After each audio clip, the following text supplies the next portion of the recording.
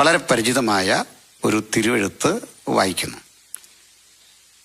വെളിപ്പാട് പുസ്തകം 2-ാം അധ്യായം 8 മുതലുള്ള വാക്യങ്ങളാണ്.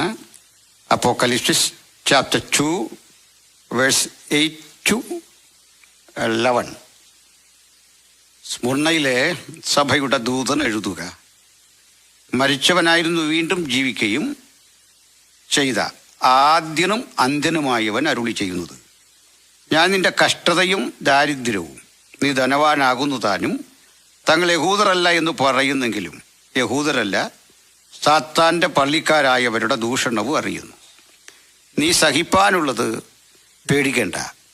നിങ്ങളെ പരീക്ഷിക്കേണ്ടതിന് പിശാചി നിങ്ങളിൽ ചിലരെ തടവിലാക്കുവാൻ പോകുന്നു. 10 ദിവസം നിങ്ങൾക്ക് ഉപദ്രവം ഉണ്ടാകും. മരണപര്യന്തം വിശ്വസ്തനായിരിക്കുക, എന്നാൽ ഞാൻ ജീവകിരീടം തരും.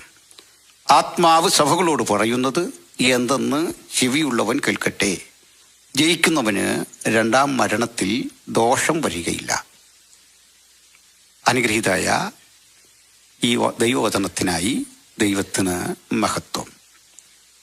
കഴിഞ്ഞ രാത്രി നമ്മൾ ക്രൂശിനെ പറ്റിയാണ് ധ്യാനിച്ചത്. ഇന്നും അതിൻ്റെ അനുബന്ധമാണ്. കാരണം ക്രൂശിൻ്റെ പ്രസക്തി സത്യത്തിൽ നമ്മുടെ വീണ്ടെടുപ്പ് കൊണ്ട് തീരുമെന്നാണ് നമ്മൾ ധരിച്ച് രക്ഷിക്കപ്പെടുമ്പോൾ തീരുന്ന. എന്നാൽ പുനരാഗമനം കഴിഞ്ഞാലും തീരാത്ത സബ്ജക്റ്റാണ് ക്രൂശ്. ചിലർക്കത് വിശ്വാസം വരുന്നില്ല. ഞാൻ ഒരു ഉദാഹരണം പറയാം. നല്ല നല്ല പാട്ടുകളാണ് നമ്മളിവിടെ പാടുന്നത്. ആ പാട്ടുകളിൽ ചൈതന്യവത്തായ ധാരാളം ആശയങ്ങളുണ്ട്. വിശേഷിച്ച് 2-3 വിഷയങ്ങൾ പാട്ടിൽ വരുമ്പോൾ അതിൽ നമുക്കൊരു ആത്മസ്പർശം, ഒരു പ്രചോദനം വരും. അതിലൊന്ന് ക്രൂശാണ്, മറ്റൊന്ന് നിത്യതയാണ്. അങ്ങനെയല്ലേ? നിത്യതയെക്കുറിച്ച് പറയുമ്പോൾ നമുക്കൊരു പ്രത്യാശ വരും, ക്രൂശിനെക്കുറിച്ച് പറയുമ്പോൾ അനുതാപം വരും. അങ്ങനെയൊക്കെയാണ്. അല്ല, നമുക്ക് എന്തെങ്കിലുമൊക്കെ കിട്ടി എന്നൊക്കെ പറഞ്ഞാൽ ചെറിയൊരു സന്തോഷം അല്ലേ? എന്നാൽ പ്രധാനം അതാണ്. അതിൻ്റെ ഒരു കാരണം പറഞ്ഞാൽ, നമ്മൾ ഇന്ന് പാടുന്ന പല പാട്ടുകൾക്കും ഒരു ഇറ്റേണൽ സർവൈവൽ അല്ലെങ്കിൽ ഇറ്റേണലായിട്ടുള്ള ഒരു എക്സിസ്റ്റൻസ് ഇല്ല. പാതി വഴിയിൽ പല പാട്ടും തീരേണ്ടതാണ്. എൻ്റെ കാരണം എന്താ? പ്രത്യാശയോടെ പാടുന്ന കർത്താവിൻ്റെ പുനരാഗമനത്തെക്കുറിച്ച് പാടുന്ന പല പാട്ടും പുനരാഗമനം കഴിഞ്ഞാൽ പിന്നെ പാടണ്ട. വേണോ? അത് കഴിഞ്ഞല്ലോ, കർത്താവിനോടുകൂടെ ആയല്ലോ. ആ വചനമാണ് നമ്മൾ പറയുന്ന കർത്താവ് താൻ ഗംഭീരനാദത്തോടും. ആ പാട്ട് തന്നെ എടുക്കപ്പെട്ട ശേഷം പാടായിരിക്കും, പക്ഷേ വലിയ പ്രസക്തിയില്ല, എന്നത് കഴിഞ്ഞു. അപ്പോൾ നമുക്കിന്ന് ഭൂമിയിലായിരിക്കുമ്പോൾ സന്തോഷം പകരുന്ന വിഷയം നിത്യതയെക്കുറിച്ചാണെങ്കിൽ നിത്യതയെ സന്തോഷിപ്പിക്കുന്നത് ക്രൂശാണ്. അതെന്താ അങ്ങനെ പറയാൻ കാരണം? നിത്യതയിലും പാടുന്ന പാട്ടിൽ ക്രൂശുണ്ട്. അതാ ഉല്ലാസത്തോടെയാണ് അവർ പാടുന്നത്. നീ അറുക്കപ്പെട്ടു, നിന്റെ രക്തം കൊണ്ട് സകല ഗോത്രത്തിലും ഭാഷയിലും ജാതിയിലുമുള്ള ഞങ്ങളെ ദൈവത്തിനായി വിലയ്ക്ക് വാങ്ങി. ഹല്ലേലൂയ. ഇപ്പൊ ക്രൂശിന്റെ പ്രസംഗവും ക്രൂശിന്റെ ചിന്തയും പാട്ടും ഒരിക്കലും തീരില്ല, ഒരു ദിവസവും തീരില്ല. ഞാൻ ഒരിടത്ത് പ്രസംഗിച്ചു, ഈ നിത്യതയിൽ ചെന്നാലും കർത്താവിൻ്റെ തിരുമുറിവ് അവിടെ ഉണ്ടാവും. ഈ മുറിവ് പോവില്ല. ഞാൻ ദുരുപദേശം പറഞ്ഞു എന്ന് പറഞ്ഞ് പിറ്റേന്ന് തന്നെ ഫേസ്ബുക്കിൽ വന്നു. അങ്ങനെ പറയാനൊരു കാരണമുണ്ട്. ഉയർത്തെഴുന്നേറ്റ കർത്താവ് തോമസിനോട് പറയാണ്, ഇതാ സ്പർശിച്ചു നോക്ക്, ഇതാണ് എൻ്റെ ഐഡൻറ്റിറ്റി. എന്നെ ഞാനാക്കുന്നത് ഈ മുറിവാണ്. ഈ മുറിവില്ലാതെ വരുന്നവനാണ് എതിർ ക്രിസ്തു. അവൻ ത്യാഗിയല്ല. മരണകരമായ മുറിവ് പുറത്തുപോയി എന്നൊരു വാക്യമുണ്ട്. പക്ഷെ യേശുവിൻ്റെ ആ മുറിവ് എപ്പോഴും കാണും, നിത്യതയിലും കാണും. ഇത് പറയാനൊരു കാരണമുണ്ട്. കേരളത്തിൽ മാവേലിക്കരയിൽ അയ്യം എന്നൊരു ബൈബിൾ കോളേജുണ്ട്. അവിടെ ചില വർഷങ്ങൾ പതിവായിട്ട് ഇപ്പോഴും ഡാനിയൽ ആൻഡ് റെവലേഷൻ ആ ക്ലാസ് ഞാൻ എടുക്കുന്നുണ്ട്. അപ്പോൾ ഒരു ചങ്ങാതി ആ ക്ലാസ്സിൽ ചോദിച്ചു, നമ്മൾ നിത്യതയിലെത്തിക്കഴിഞ്ഞ് പണ്ട് ലൂസിഫറിന് തോന്നിയതുപോലൊരു തോന്നൽ വന്നു, സംഗതി ആകെപ്പാടെ വശക്കേടായാൽ എന്ത് ചെയ്യും? ഞാൻ പറഞ്ഞു, അങ്ങനൊന്നും തോന്നുകയില്ല. അത് ഒരു കാര്യം പറഞ്ഞു, നമ്മുടെ ആളുകളല്ലേ, പറയാൻ പറ്റുമോ? ഞാൻ പറഞ്ഞു, നമ്മൾ ദൂതതുല്യരാകും. അയാൾ വീട്ടിൽ അയാൾ പറഞ്ഞു, ഒറിജിനൽ ദൂതനായി പണി കാണിച്ചു, പിന്നാണോ ദൂതതുല്യൻ? അതെല്ലാം എന്തോ പറയുന്നത്. ഈ ചോദ്യം ചോദിക്കുന്ന ആളുകളോട് കയർക്കാൻ പാടില്ല. ഞങ്ങളൊക്കെ ഡിബേറ്റിൽ പോകുമ്പോൾ അത് വയലൻ്റ് ആകുന്ന ആളുകളെ കൂടെ കൊണ്ടുപോയി കഴിഞ്ഞാൽ വലിയ പ്രശ്നമാണ്. എതിർ കക്ഷികളെ ആദരിച്ച് സംസാരിക്കണം. പൊളൈറ്റ് ബട്ട് ഫേം, അങ്ങനെ ആയിരിക്കണം അല്ലേ? അപ്പോൾ ഒരു കുട്ടി ഒരു ചോദ്യം ചോദിച്ചാൽ അധ്യാപകന് അദ്ദേഹത്തെ ഇറക്കി വിട്ടാലും ആ ചോദ്യം ക്ലാസ്സിൽ മുഴങ്ങിക്കൊണ്ടിരിക്കുമെന്നാണ്. ആ ചോദ്യം ഉത്തരവില്ലാതെ അവശേഷിക്കും. എനിക്കറിയില്ലായിരുന്നു. അറിയില്ല എന്നത് അറിയില്ല എന്ന് പറയാൽ മടി വേണ്ട. അറിയില്ല എന്നുള്ളത് അറിയില്ലെന്നേ പറയാൻ പറ്റൂല്ലേ? എങ്ങനെയാ? എന്നാൽ ഞാനന്ന് വളരെ ധ്യാനിച്ച് പ്രാർത്ഥിച്ച്, നാളെ ഒരു ഉത്തരം നിനക്ക് തരും, അതിനുവേണ്ടി നാളെ വരാൻ പറഞ്ഞു. കുറേ ധ്യാനിച്ചു പ്രാർത്ഥിച്ചു എന്നപ്പോഴാണ് ഒരു ഉത്തരം കിട്ടിയത്. നമ്മൾ ധാരാളം കിരീടമണിഞ്ഞ് തേസ്കരിക്കപ്പെട്ടവരായി ദൂതതുല്യരായി ഈ മനോഹര ഗാനങ്ങളൊക്കെ പാടി നിത്യതയെ മുഴുവൻ ആസ്വദിച്ചിങ്ങനെ കഴിയുമ്പോൾ നമുക്കെങ്ങാനും അങ്ങനെ ഒരു ചിന്ത വരാതിരിക്കത്തക്ക വിധം ഒരു ഇമ്മ്യൂണിറ്റി, ഒരു പ്രതിരോധ സംവിധാനം പിതാവ് അവിടെ ഏർപ്പെടുത്തിയിട്ടുണ്ട്. അത് പുത്രൻ്റെ മുറിവാണ്. എന്താണെന്ന് അറിയണ്ടേ? എൻ്റെ ഉള്ളിൽ അങ്ങനെ ഒരു തോന്നൽ വരുമ്പോഴൊക്കെ, ലൂസിഫറിന് പറ്റിയ പോലെ ഒരു തോന്നൽ വരുമ്പോഴൊക്കെ അവൻ ഈ കൈയൊന്ന് ഉയർത്തി കാട്ടിയാൽ മതി. നീ ഇവിടെ വരെ വന്നത് നിന്റെ യോഗ്യതയല്ല, ഈ മുറിവാണ് നിന്നെ ഇവിടെ വരെ കൊണ്ടുവന്നത്. ഈ മുറിവാണ് വിലമതിക്കാനാവാത്ത കൃപയ്ക്കാധാരം. നമുക്കിന്ന് രാത്രി ആ മുറിവിന് മഹത്വമർപ്പിച്ചുകൊണ്ട് പറയാം, നീ അറുക്കപ്പെട്ടു. നിന്റെ രക്തം കൊണ്ട് സകല ഗോത്രത്തിലും ജാതിയിലും ഭാഷയിലുമുള്ള ഞങ്ങളെ ദൈവത്തിനായി വിലക്ക് വാങ്ങി, വില കൊടുത്തു വാങ്ങിയ അമൂല്യനിധിയായി ഞങ്ങൾ മാറിയത് അരുമനാഥ നിന്റെ തിരുമുറിവിൽ നിന്നൊഴുകുന്ന പുണ്യാക രക്തത്തിൽ നിന്നാണ്. ഇന്ന് വചനം കേൾക്കുമ്പോഴും ആ രക്തത്തിൻ്റെ ശക്തി നമ്മളെ ശുദ്ധീകരിച്ചു കൊണ്ടിരിക്കണം. ആ രക്തത്തിൻ്റെ ശക്തി നമുക്ക് കേൾക്കുന്തോറും ഉന്മേഷം വർദ്ധിപ്പിച്ചുകൊണ്ടിരിക്കണം, പുതുമ വർദ്ധിപ്പിച്ചുകൊണ്ടിരിക്കണം. വാർദ്ധക്യ സഹജമായ ക്ഷീണത്തിലും ഒരാത്മീക യൗവനം അത് പ്രദാനം ചെയ്തുകൊണ്ടിരിക്കും. യേശുവിൻ്റെ രക്തം നമുക്ക് രോഗശാന്തിയാണ്. യേശുവിൻ്റെ രക്തം പ്രതിബന്ധങ്ങളെ മറികടക്കാൻ, എല്ലാത്തരം പരിമിതികളെയും മറികടക്കാൻ നമ്മെ സുശക്തരാക്കുന്ന ദൈവീക സംരക്ഷണമാണ്. ഹല്ലേലൂയ.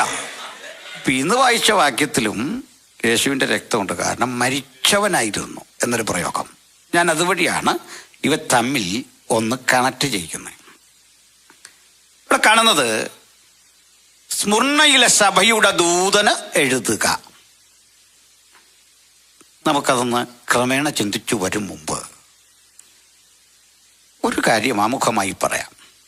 കർത്താവ് വഴക്ക് പറയേണ്ടി വരാത്ത ഒരു സഭയാണ് സ്മുർണ്ണ, ഫിലദൽഫിയ പോലെ. ബാക്കി അത്യാവശ്യം അടി ബാക്കി സഭകൾക്കൊക്കെ കിട്ടുന്നുണ്ട്. അങ്ങനെയാ അല്ലേ? അപ്പോൾ നമ്മുടെ കുറ്റം നമ്മൾ പറയുന്ന ഇടത്ത് നമുക്കത് ഇത്ര ഇഷ്ടമുള്ള കാര്യമല്ല. നമ്മൾ പാടിയത് ഒത്തില്ലെന്നോ പ്രസംഗിച്ച് ഒത്തില്ലെന്നോ ഒക്കെ പറഞ്ഞാൽ നമുക്ക് മുഖസ്തുതി കേൾക്കുന്ന സന്തോഷമുള്ള മനുഷ്യരാണ്. എന്നാൽ കർത്താവ് അങ്ങനല്ല. അവിടുന്ന് തെറ്റുകൾ ചൂണ്ടിക്കാണിക്കും. കർത്താവ് തെറ്റ് ചൂണ്ടിക്കാണിക്കാൻ എടുക്കുന്നൊരു ശൈലി രസകരമാണ്. ഏറ്റവും മോശപ്പെട്ടൊരു ജീവിതത്തിൻ്റെ ഉടമയായിരുന്നു നമ്മുടെ തിരുവെഴുത്തിൽ പറയുന്ന ശമര്യ സ്ത്രീ. ആ സ്ത്രീയുടെ പേര് പോലും അവിടെ എഴുതാതെ പോയത് ആ പേര് പിന്നെ മനുഷ്യരാരും ഇടുകയല്ല, അതുകൊണ്ടാണ്. അങ്ങനെ തന്നെ അത് വിട്ടുകളഞ്ഞു. പക്ഷെ കർത്താവ് അവളോട് ഒരു കുറവെന്ന് പറയാൻ തീരുമാനിച്ചു. അതിനുമുമ്പ് ശിഷ്യന്മാരെല്ലാം ആ സ്ഥലത്തുനിന്ന് പോയി കളഞ്ഞു, ഭക്ഷണം വാങ്ങാൻ വേണ്ടി പോയി. ആ സമയം തിരഞ്ഞെടുത്ത് അവളുടെ കുറവ് കണ്ടുപിടിച്ച് അത് ബോധ്യപ്പെടുത്തിയപ്പോൾ അവൾക്ക് യേശുവിനോട് മതിപ്പ് തോന്നുക. ഈ ഗുരുവാണ് നമ്മുടെ കൂടെ ഉള്ളത്. നമ്മൾ അവഹേളിക്കാനൊന്നും അവന് താല്പര്യമില്ല, ആക്ഷേപിക്കാൻ ഇഷ്ടമില്ല. കുറവ് അവൻ ചൂണ്ടിക്കാണിച്ചുകൊണ്ടിരിക്കും. പ്രശംസനീയമായത് പ്രശംസിച്ചുമിരിക്കും. എത്ര സന്തോഷമാണ് യേശു ഒന്ന് പ്രശംസിച്ചാൽ, അല്ലേ? ഇന്നലെ പറഞ്ഞുള്ള കർത്താവ് തിരിച്ച് ശിമയോനൊരു നന്ദി പറഞ്ഞെന്നാണ്. ശിമോനൊരു നന്ദി കുരിശുമെന്നതിന് എത്ര ആനന്ദമായിരിക്കാൻ നന്ദി കേൾക്കാൻ കഴിഞ്ഞില്ലേ? Hallelujah, praise the Lord. അപ്പോഴേ സ്മരണയെക്കുറിച്ച് ക്രമേണ ചിന്തിക്കാം. നമുക്കിതിൻ്റെ ഒരു പശ്ചാത്തലം വഴി ഒന്ന് പോകണം. ആ പശ്ചാത്തലം കൂടി പരിഗണിച്ച് പോകുമ്പോഴാണ് ആ ഉള്ളടക്കത്തിൻ്റെ ശക്തി നമുക്ക് ബോധ്യം വരുന്നത്. യേശുവിൻ്റെ ശിഷ്യഗണങ്ങൾ ഏതാണ്ട് എല്ലാവരും തന്നെ ഭീകരമായി ആക്രമിക്കപ്പെട്ട് മരിച്ചു. പിൽക്കാലത്ത് യേശുവിൻ്റെ അനുഗാമിയായിത്തീർന്ന പൗലോസ് എങ്ങനെ വധിക്കപ്പെട്ടുവെന്ന് കഴിഞ്ഞ രാത്രി ഞാൻ സൂചിപ്പിച്ചു. പത്രോസ് മരിച്ചു. പത്രോസ് മരിക്കുന്നത് തലകീഴായി ക്രൂശിക്കപ്പെട്ട ദാരുണ മരണങ്ങൾ അവർക്കൊക്കെ കിട്ടി. ആ മരണത്തിലൊന്നും അവർ പതറിയില്ല കേട്ടോ. അതിലൊക്കെ നല്ല ധൈര്യമായിരുന്നു അവർക്ക്. കാരണം നമ്മൾ അറിയുന്ന ആദ്യത്തെ രക്തസാക്ഷി സ്തെഫാനോസ്. അതിനു മുമ്പ് രക്തസാക്ഷി ഉണ്ട്. കാരണം ശൗൽ വീട് തോറും ചെന്ന ആളുകളെ ഉപദ്രവിച്ചു, കൊല്ലാനൊക്കെ കൂട്ടുന്നു. അവരുടെ പേര് എഴുതിയിട്ടില്ല. നമ്മൾ കണ്ട ആദ്യ രക്തസാക്ഷി സ്തെഫാനോസ്. അപ്പം നമുക്കൊരു കാര്യം പഠിക്കാം. നമുക്കൊരു പീഡ നേരിടുന്നു. ആ പീഡന അനുഭവങ്ങളിലൂടെ പോകുമ്പോൾ നമ്മൾ പരാജയപ്പെടുമോ?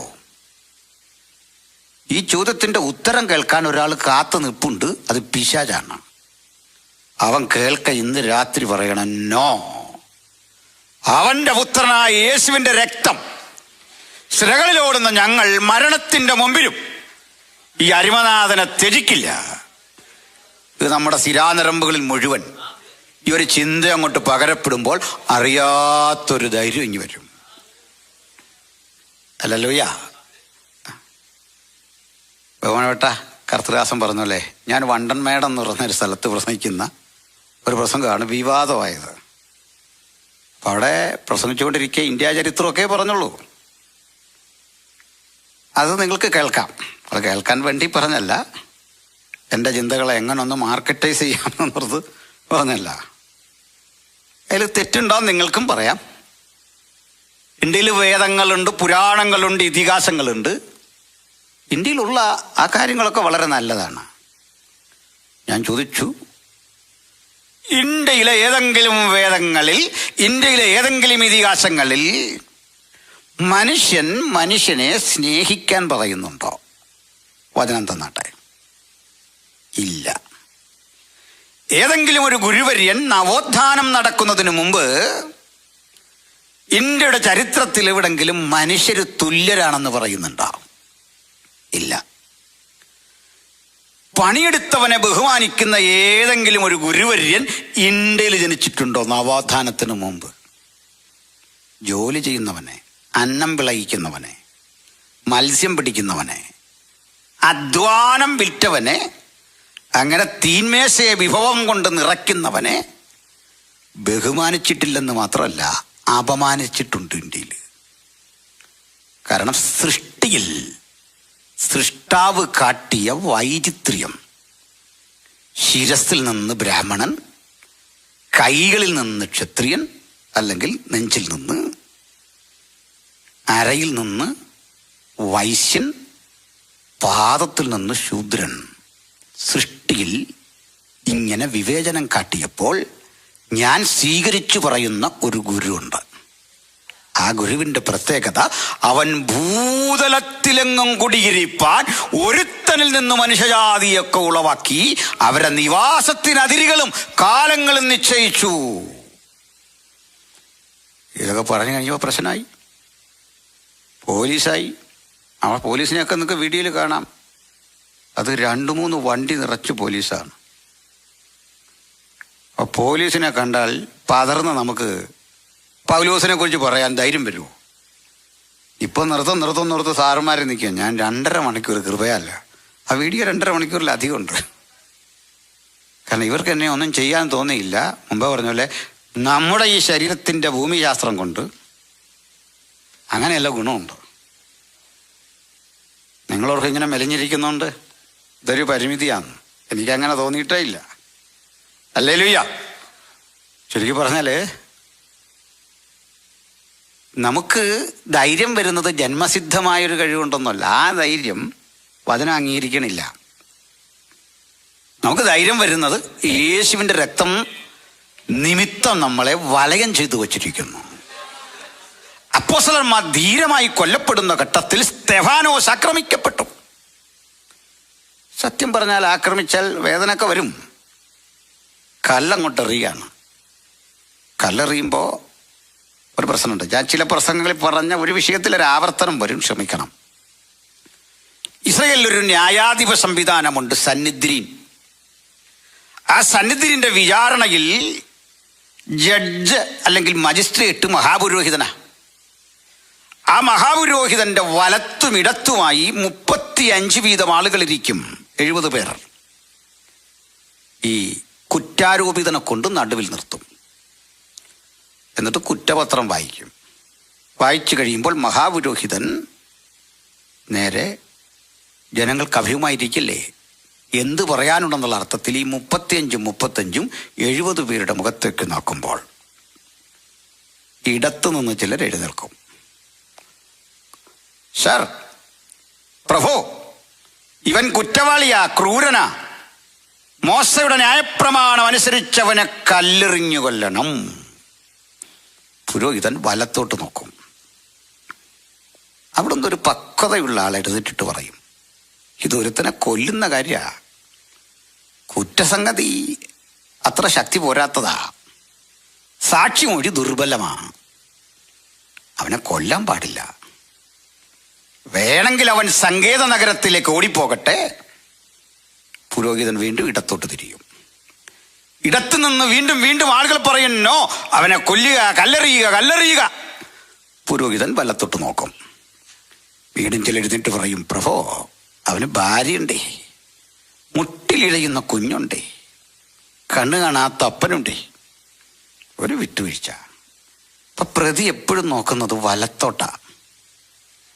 പക്ഷെ വലതുഭാഗം നിർജീവമായാൽ ഒരു കാര്യം ഉറപ്പ്, ഏറുകെട്ടും മരിക്കും. വലതുഭാഗം എത്ര ശക്തിപ്പെടുന്നോ അതിനനുസരിച്ച് നമ്മുടെ വിടുതൽ ഉറപ്പാണെങ്കിൽ സങ്കീർത്തനക്കാരൻ പറയുക, വലത്തോട്ട് നോക്കിക്കാണണമേ, സഹായിപ്പാൻ ആരുമില്ല.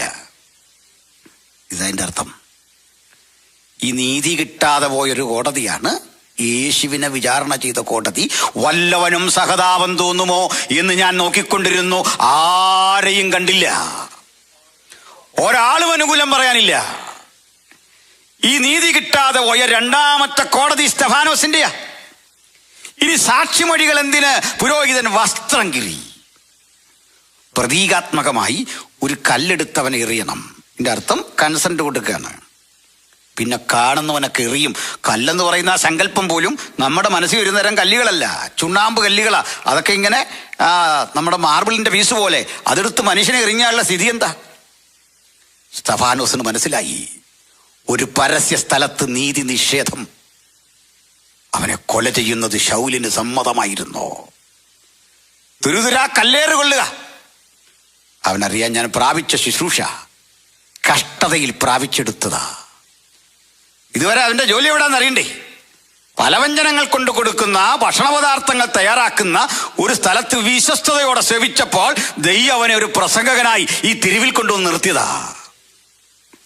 ആ പ്രസംഗം മുഴുവൻ പഴയ നിയമത്തിന്റെയും ഒരു സംക്ഷിപ്തമാണ്. എവിടെയാണ് നമ്മുടെ പൂർവ്വപിതാവായ അബ്രഹാമിൽ ആരംഭിച്ച് ക്രിസ്തുവിന്റെ ക്രൂശുമരണത്തിലും ഉയർത്തെഴുന്നേൽപ്പിലും സുവിശേഷത്തിന്റെ സംശുദ്ധി കൃത്യതയോട് ഉയർത്തിപ്പറഞ്ഞ് സ്തെഫാനോസിനെ കല്ലെറിഞ്ഞു. കല്ലീറ് കൊണ്ട് സ്തെഫാനോസ് വീഴാൻ തുടങ്ങുമ്പോൾ അവൻ്റെ മുഖം ഒരു ദൈവദൂതനെ പോലെ ശോഭിച്ചു. ഏറുകൊള്ളാതെ സുരക്ഷിതനാകുന്നതിനേക്കാൾ വലുതാ ഏറുകൊള്ളുമ്പോൾ മുഖം ശോഭിക്കും. പീഡിപ്പിക്കപ്പെടുമ്പോൾ ഭക്തന്റെ മുഖം ശോഭിക്കും, ഹൃദയം പ്രകാശിക്കും. അതുകൊണ്ട് പീഡയ്ക്ക് മുമ്പിൽ തലകുനിച്ചു കൊടുക്കരുത്. അത് കണ്ടു കഴിഞ്ഞാൽ ഉടൻ ഭയപ്പെടരുത്. ഏത് പീഡയെയും അതിജീവിക്കുന്ന ആ മുഖകാന്തി വറ്റിപ്പോകാതെ, ചൈതന്യം വറ്റിപ്പോകാതെ ഭക്തൻ ഒരു പുത്തൻ നിറവും അഭിഷേകവുമായിട്ടാകും ദൈവം ആ സമയത്തം കൊണ്ട് ഉപയോഗിക്കുന്നത്. കാരണം ആരും അറിയാത്തൊരു പ്രവൃത്തി അവിടെ നടക്കുന്നുണ്ട്. ഇവന്റെ മുഖകാന്തി പകരപ്പെടാൻ പോകുന്നത് ശൗലിലേക്കാ, ശൗലിന്റെ മാനസാന്തരത്തിലേക്കാ. ആരായി ശൗല്? അതൊരു 1.5 മുതലല്ലേ. സ്തോത്രം, ഹല്ലേലൂയ. പൗലോസിനെ രക്ഷിക്കാനാ ഇവന്റെ മീതെ ദൈവം പ്രത്യേക അഭിഷേകം കൊടുക്കുന്നത്. കാരണം പ്രതികാരത്തിന് വേണ്ടി പ്രാർത്ഥിക്കല്ല. യേശു പ്രാർത്ഥിച്ച പോലെ ഇവർ ചെയ്യുന്നത് എന്തെന്നറിയായികയാൽ ഇവരോട് ക്ഷമിക്കണമേ ഗുരു പറഞ്ഞു. ശിഷ്യൻ പറഞ്ഞ എന്താണെന്നറിയണ്ടേ? ഈ പാപം ഇവരുടെ മേൽ നിർത്തരുത്.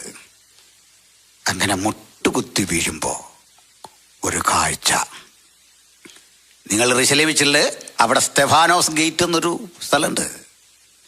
അതിൻ്റെ തൊട്ടടുത്താണ് സഹസ്രാബ്ദങ്ങളായി അടഞ്ഞു കിടക്കുന്ന യെരൂശലേമിൻ്റെ കിഴക്കേ വാതിൽ. സർവാധികാരിയായ യേശു രാജ്യത്വം പ്രാപിച്ച് ഒലിവുമല 2 കീറി വരും വരെ അടഞ്ഞു കിടക്കുന്ന മുദ്രയിടപ്പെട്ട കിഴക്കേ വാതിലുണ്ട്. അതൊക്കെ മറ്റൊരു വിഷയമാണ്. ഇതിൻ്റെ അരികിൽ നിന്ന് ഈ സ്തെഫാനോസ് പ്രസംഗിച്ചു വീഴുമ്പോൾ ഒരു കാഴ്ച. ആ കാഴ്ച ഒരു ദൃക്സാക്ഷിയെപ്പോലെ സ്തെഫാനോസ് നമുക്ക് പകർന്നു തരിക. പകർന്നു തരുമ്പോൾ പറയുക, ഇതാ സ്വർഗം തുറന്നിരിക്കുന്നതും ദൈവപുത്രൻ പിതാവിൻ്റെ മഹിമയുടെ വലത്തുഭാഗത്ത്. എവിടാ നിൽക്കുന്നത്? മഹിമയുടെ വലത്തുഭാഗത്ത്. എന്തിനാ? ഈ ലോകത്തിന്റെ വലത്തുഭാഗത്ത് എനിക്ക് ന്യായവാദം ചെയ്യാൻ ഒരുവനെയും കാണാതെ പോയപ്പോൾ എൻ്റെ മധ്യസ്ഥൻ, എൻ്റെ അഡ്വക്കറ്റ്, എനിക്ക് വേണ്ടി മധ്യസ്ഥനായവൻ പിതാവിൻ്റെ മഹിമയുടെ വലത്തുഭാഗത്ത് നിന്നുകൊണ്ട് ആധികാരികമായി കൊടുക്കുന്ന ഒരു മൊഴിയുടെ ബലത്തിലാ ഇന്ന് രാത്രി ഞാനിവിടെ നിൽക്കുന്നത്, നിങ്ങളിവിടെ നിൽക്കുന്നത്. ഏത് അപവാദ ശരങ്ങളും ആഞ്ഞാഞ്ഞു വരുമ്പോൾ രക്തം കൊടുത്ത് നമ്മെ വീണ്ടെടുത്ത മഹാദൈവത്തിൻ്റെ പുത്രന്റെ സാന്നിധ്യം നമുക്കിന്ന് ശുദ്ധീകരണമാകട്ടെ, ബലമാകട്ടെ, പ്രാഗൽഭ്യമാകട്ടെ, ആ കൃതജ്ഞതയോട്ടെ. അദ്ദേഹം അനുഭവിച്ച പീഡ അതിൻ്റെ ഏതാണ്ട് പൂർണ്ണഘട്ടത്തിൽ എത്തുമ്പോഴാണ് ഇതിനിടയ്ക്ക് വിടുതലും കിട്ടും കേട്ടോ. അതുകൊണ്ട് നമുക്കിത് രണ്ടും ഉണ്ടെന്ന് മനസ്സിലാകാത്ത നമ്മുടെ പ്രശ്നം. വിശ്വാസത്താൽ അവർ സിംഹങ്ങളുടെ വായടച്ചു, തീയുടെ ബലം കെടുത്തി. ഇതുകൊണ്ട് പിന്നീട് ഇങ്ങോട്ട് വേറെ ചിലർ ഉഴന്നു നടന്നു, ചങ്ങലക്കടിപ്പെട്ടു, ചാട്ടവാറിനടിയേറ്റു, ഭീകരമായി പീഡിപ്പിക്കപ്പെട്ടു, കാട്ടുമൃഗം കിറിഞ്ഞു കൊടുക്കപ്പെട്ടു, ജടയാടുകളുടെയും കോലാടുകളുടെയും തോൾ ധരിച്ചു. എന്തിനാന്നറിയണ്ടേ? ഏറെ നല്ലൊരു ഉയർപ്പ് കിട്ടാൻ വേണ്ടി, ഉദ്ധാരണം കൈക്കൊള്ളാതെ ഭേദ്യമേൽക്കുവാൻ വേണ്ടി കൃപ പ്രാപിച്ച ചിലരുണ്ടായിരുന്നെങ്കിൽ അതിന് സന്നദ്ധരായ ചിലർ ഇന്നിവിടെ എഴുന്നേൽക്കട്ടെ. ദൈവം വലിയവ ചെയ്യും. ഹല്ലേലൂയ. ദൈവം വലിയ പ്രവൃത്തി ചെയ്യും. സ്തോത്രം.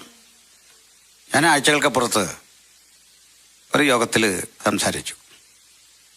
എൻ്റെ കൂടെ പ്രസംഗിക്കാനുള്ളത് ഒരു സഹോദരിയാണ്. സഹോദരിമാർ നന്നായിട്ട് പ്രസംഗിക്കുന്നവരുണ്ട്. അപ്പോൾ ആ സഹോദരി പ്രസംഗിക്കുന്നു എന്ന് കേട്ടപ്പോൾ എന്നെ ക്ഷണിച്ചവരോട് ഞാൻ പറഞ്ഞു, തീർച്ചയായിട്ടും എനിക്ക് ആ യോഗത്തിൽ അവസരം തന്നത് വലിയ സന്തോഷം, ഇവിടെ വന്നതിലും സന്തോഷമാണ്. അതിന് കാരണം ആ വന്ന സഹോദരി ആദരണീയനായ ഗ്രഹാം സ്റ്റെയിൻസിൻ്റെ മിസ്സിസാണ്. എന്താ അതിൻ്റെ കാരണം എന്നറിയണ്ടേ? ക്രിസ്തുവിന് വേണ്ടി മരിക്കുന്നത് പോലെ സുപ്രധാനമാണ് ജീവിക്കുന്നത്.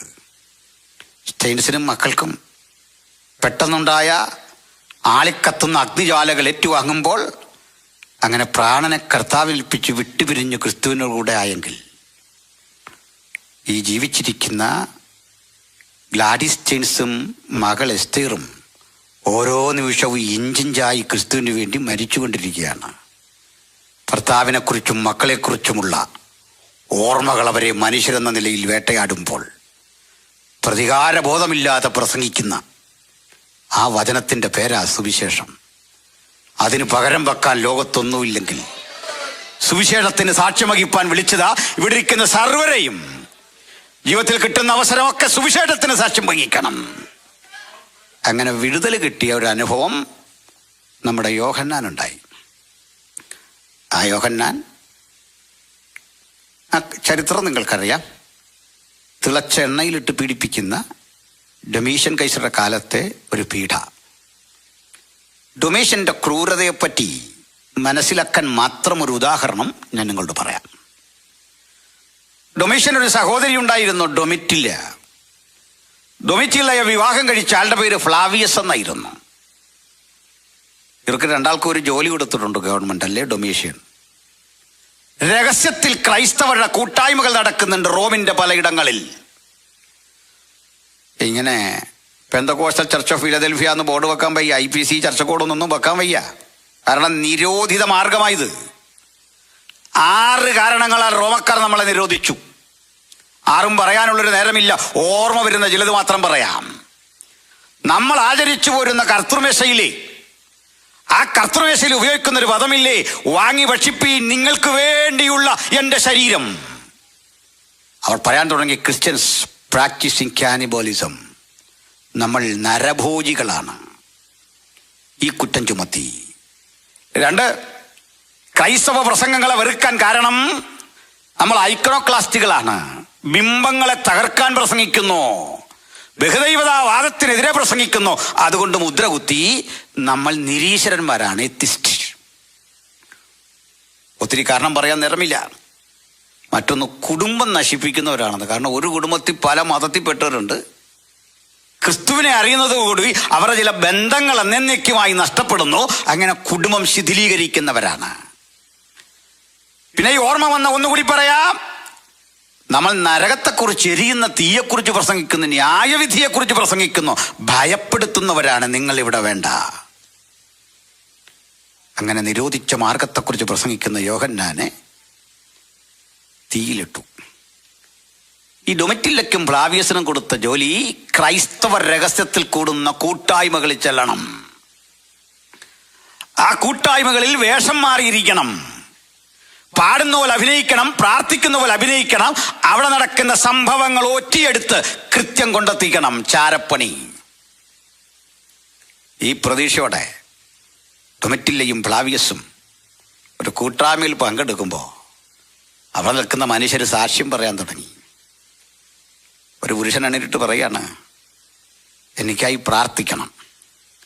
കഴിഞ്ഞ ആഴ്ച വരുമ്പോൾ അത് ഗുഹയ്ക്കുള്ളില, ശവകുടീരങ്ങൾക്കിടയിലാണ് പ്രാർത്ഥിക്കുന്നത്. ശവങ്ങളില്ല, ഈ വലിയ ഗുഹകൾ ശവക്കോട്ടകളാണ്. മനുഷ്യരാരും അങ്ങോട്ട് ചെല്ലില്ല. അന്നും മനുഷ്യന് ഇതൊക്കെ ഭയമുണ്ട്. അവിടെ ചോദിച്ചും പറഞ്ഞും കേട്ടുമൊക്കെ ചെല്ലുകയാണ്. അവർക്കറിയാം രഹസ്യത്തിലാണ് കൂടുന്നേ. അദ്ദേഹം ആളുകൾ എനിക്ക് പറയാൻ തുടങ്ങി, കഴിഞ്ഞ ആഴ്ച എനിക്കൊപ്പം വന്ന ഭാര്യയും കുഞ്ഞുങ്ങളും ഇന്നില്ല. കാരണം അവരെ അതിക്രൂരമായി ആക്രമിച്ച് ഞാനില്ലാത്ത സമയത്ത് വലിച്ചിഴച്ചേതോ തടവിൽ കൊണ്ടിട്ടിരിക്കുക. എന്നിട്ടും ആരാധന മുടക്കിയില്ല. ഇവിടെ വന്നു. കർത്താവ് അനുവദിച്ചാൽ അവരെ ഒന്ന് കാണണം, പ്രാർത്ഥിക്കണേ. ഈ ഘട്ടത്തിൽ മറ്റൊരു സ്ത്രീ പറയുന്നത് എന്താണെന്നറിയണ്ടേ? എനിക്കൊപ്പം വന്ന പ്രിയപ്പെട്ടവൻ ഇന്നിവിടില്ല. അദ്ദേഹത്തെ വലിച്ചിഴച്ച് റോമിലെ കൊലക്കളം എന്നറിയുന്നൊരു സ്ഥലമുണ്ട്, നിങ്ങളൊക്കെ പോയി കാണുന്ന റോമൻ കൊലക്കളം, കൊളോസിയം. കൊളോസിയത്തിൽ ഇരുമ്പ് തൂണിലേക്ക് ബന്ധിച്ചിട്ട് ശരീരമാസകലം മുക്കിയ ലിനൻ തുണി കൊണ്ട് ചുറ്റി മീതെ ഇരുമ്പ് വളയം വെച്ച് തീ കൊളുത്തി. ആ തീയിൽ നിരവധി ആളുകളെ ഇങ്ങനെ ഇരുത്തിയിട്ട് അതിനകത്ത് കലാപ്രകടനങ്ങൾ ആസ്വദിക്കുന്ന ആ ചക്രവർത്തിമാരുടെ ക്രൂരതകൾ വിശദീകരിച്ചിട്ട് പറയുക, ഇതൊന്നും കണ്ട് ഞാനും മക്കളും തളർന്നില്ല, യേശുവിനെ വിട്ടില്ല. ഞങ്ങൾ ഇന്നും അഭിമാന പുരസ്സരം ഇവിടെ നിൽക്കുക, ഈ ബലത്തോടെ നിൽക്കാൻ ഞങ്ങൾക്കായിട്ടൊന്ന് പ്രാർത്ഥിക്കണം. സ്തോത്രം.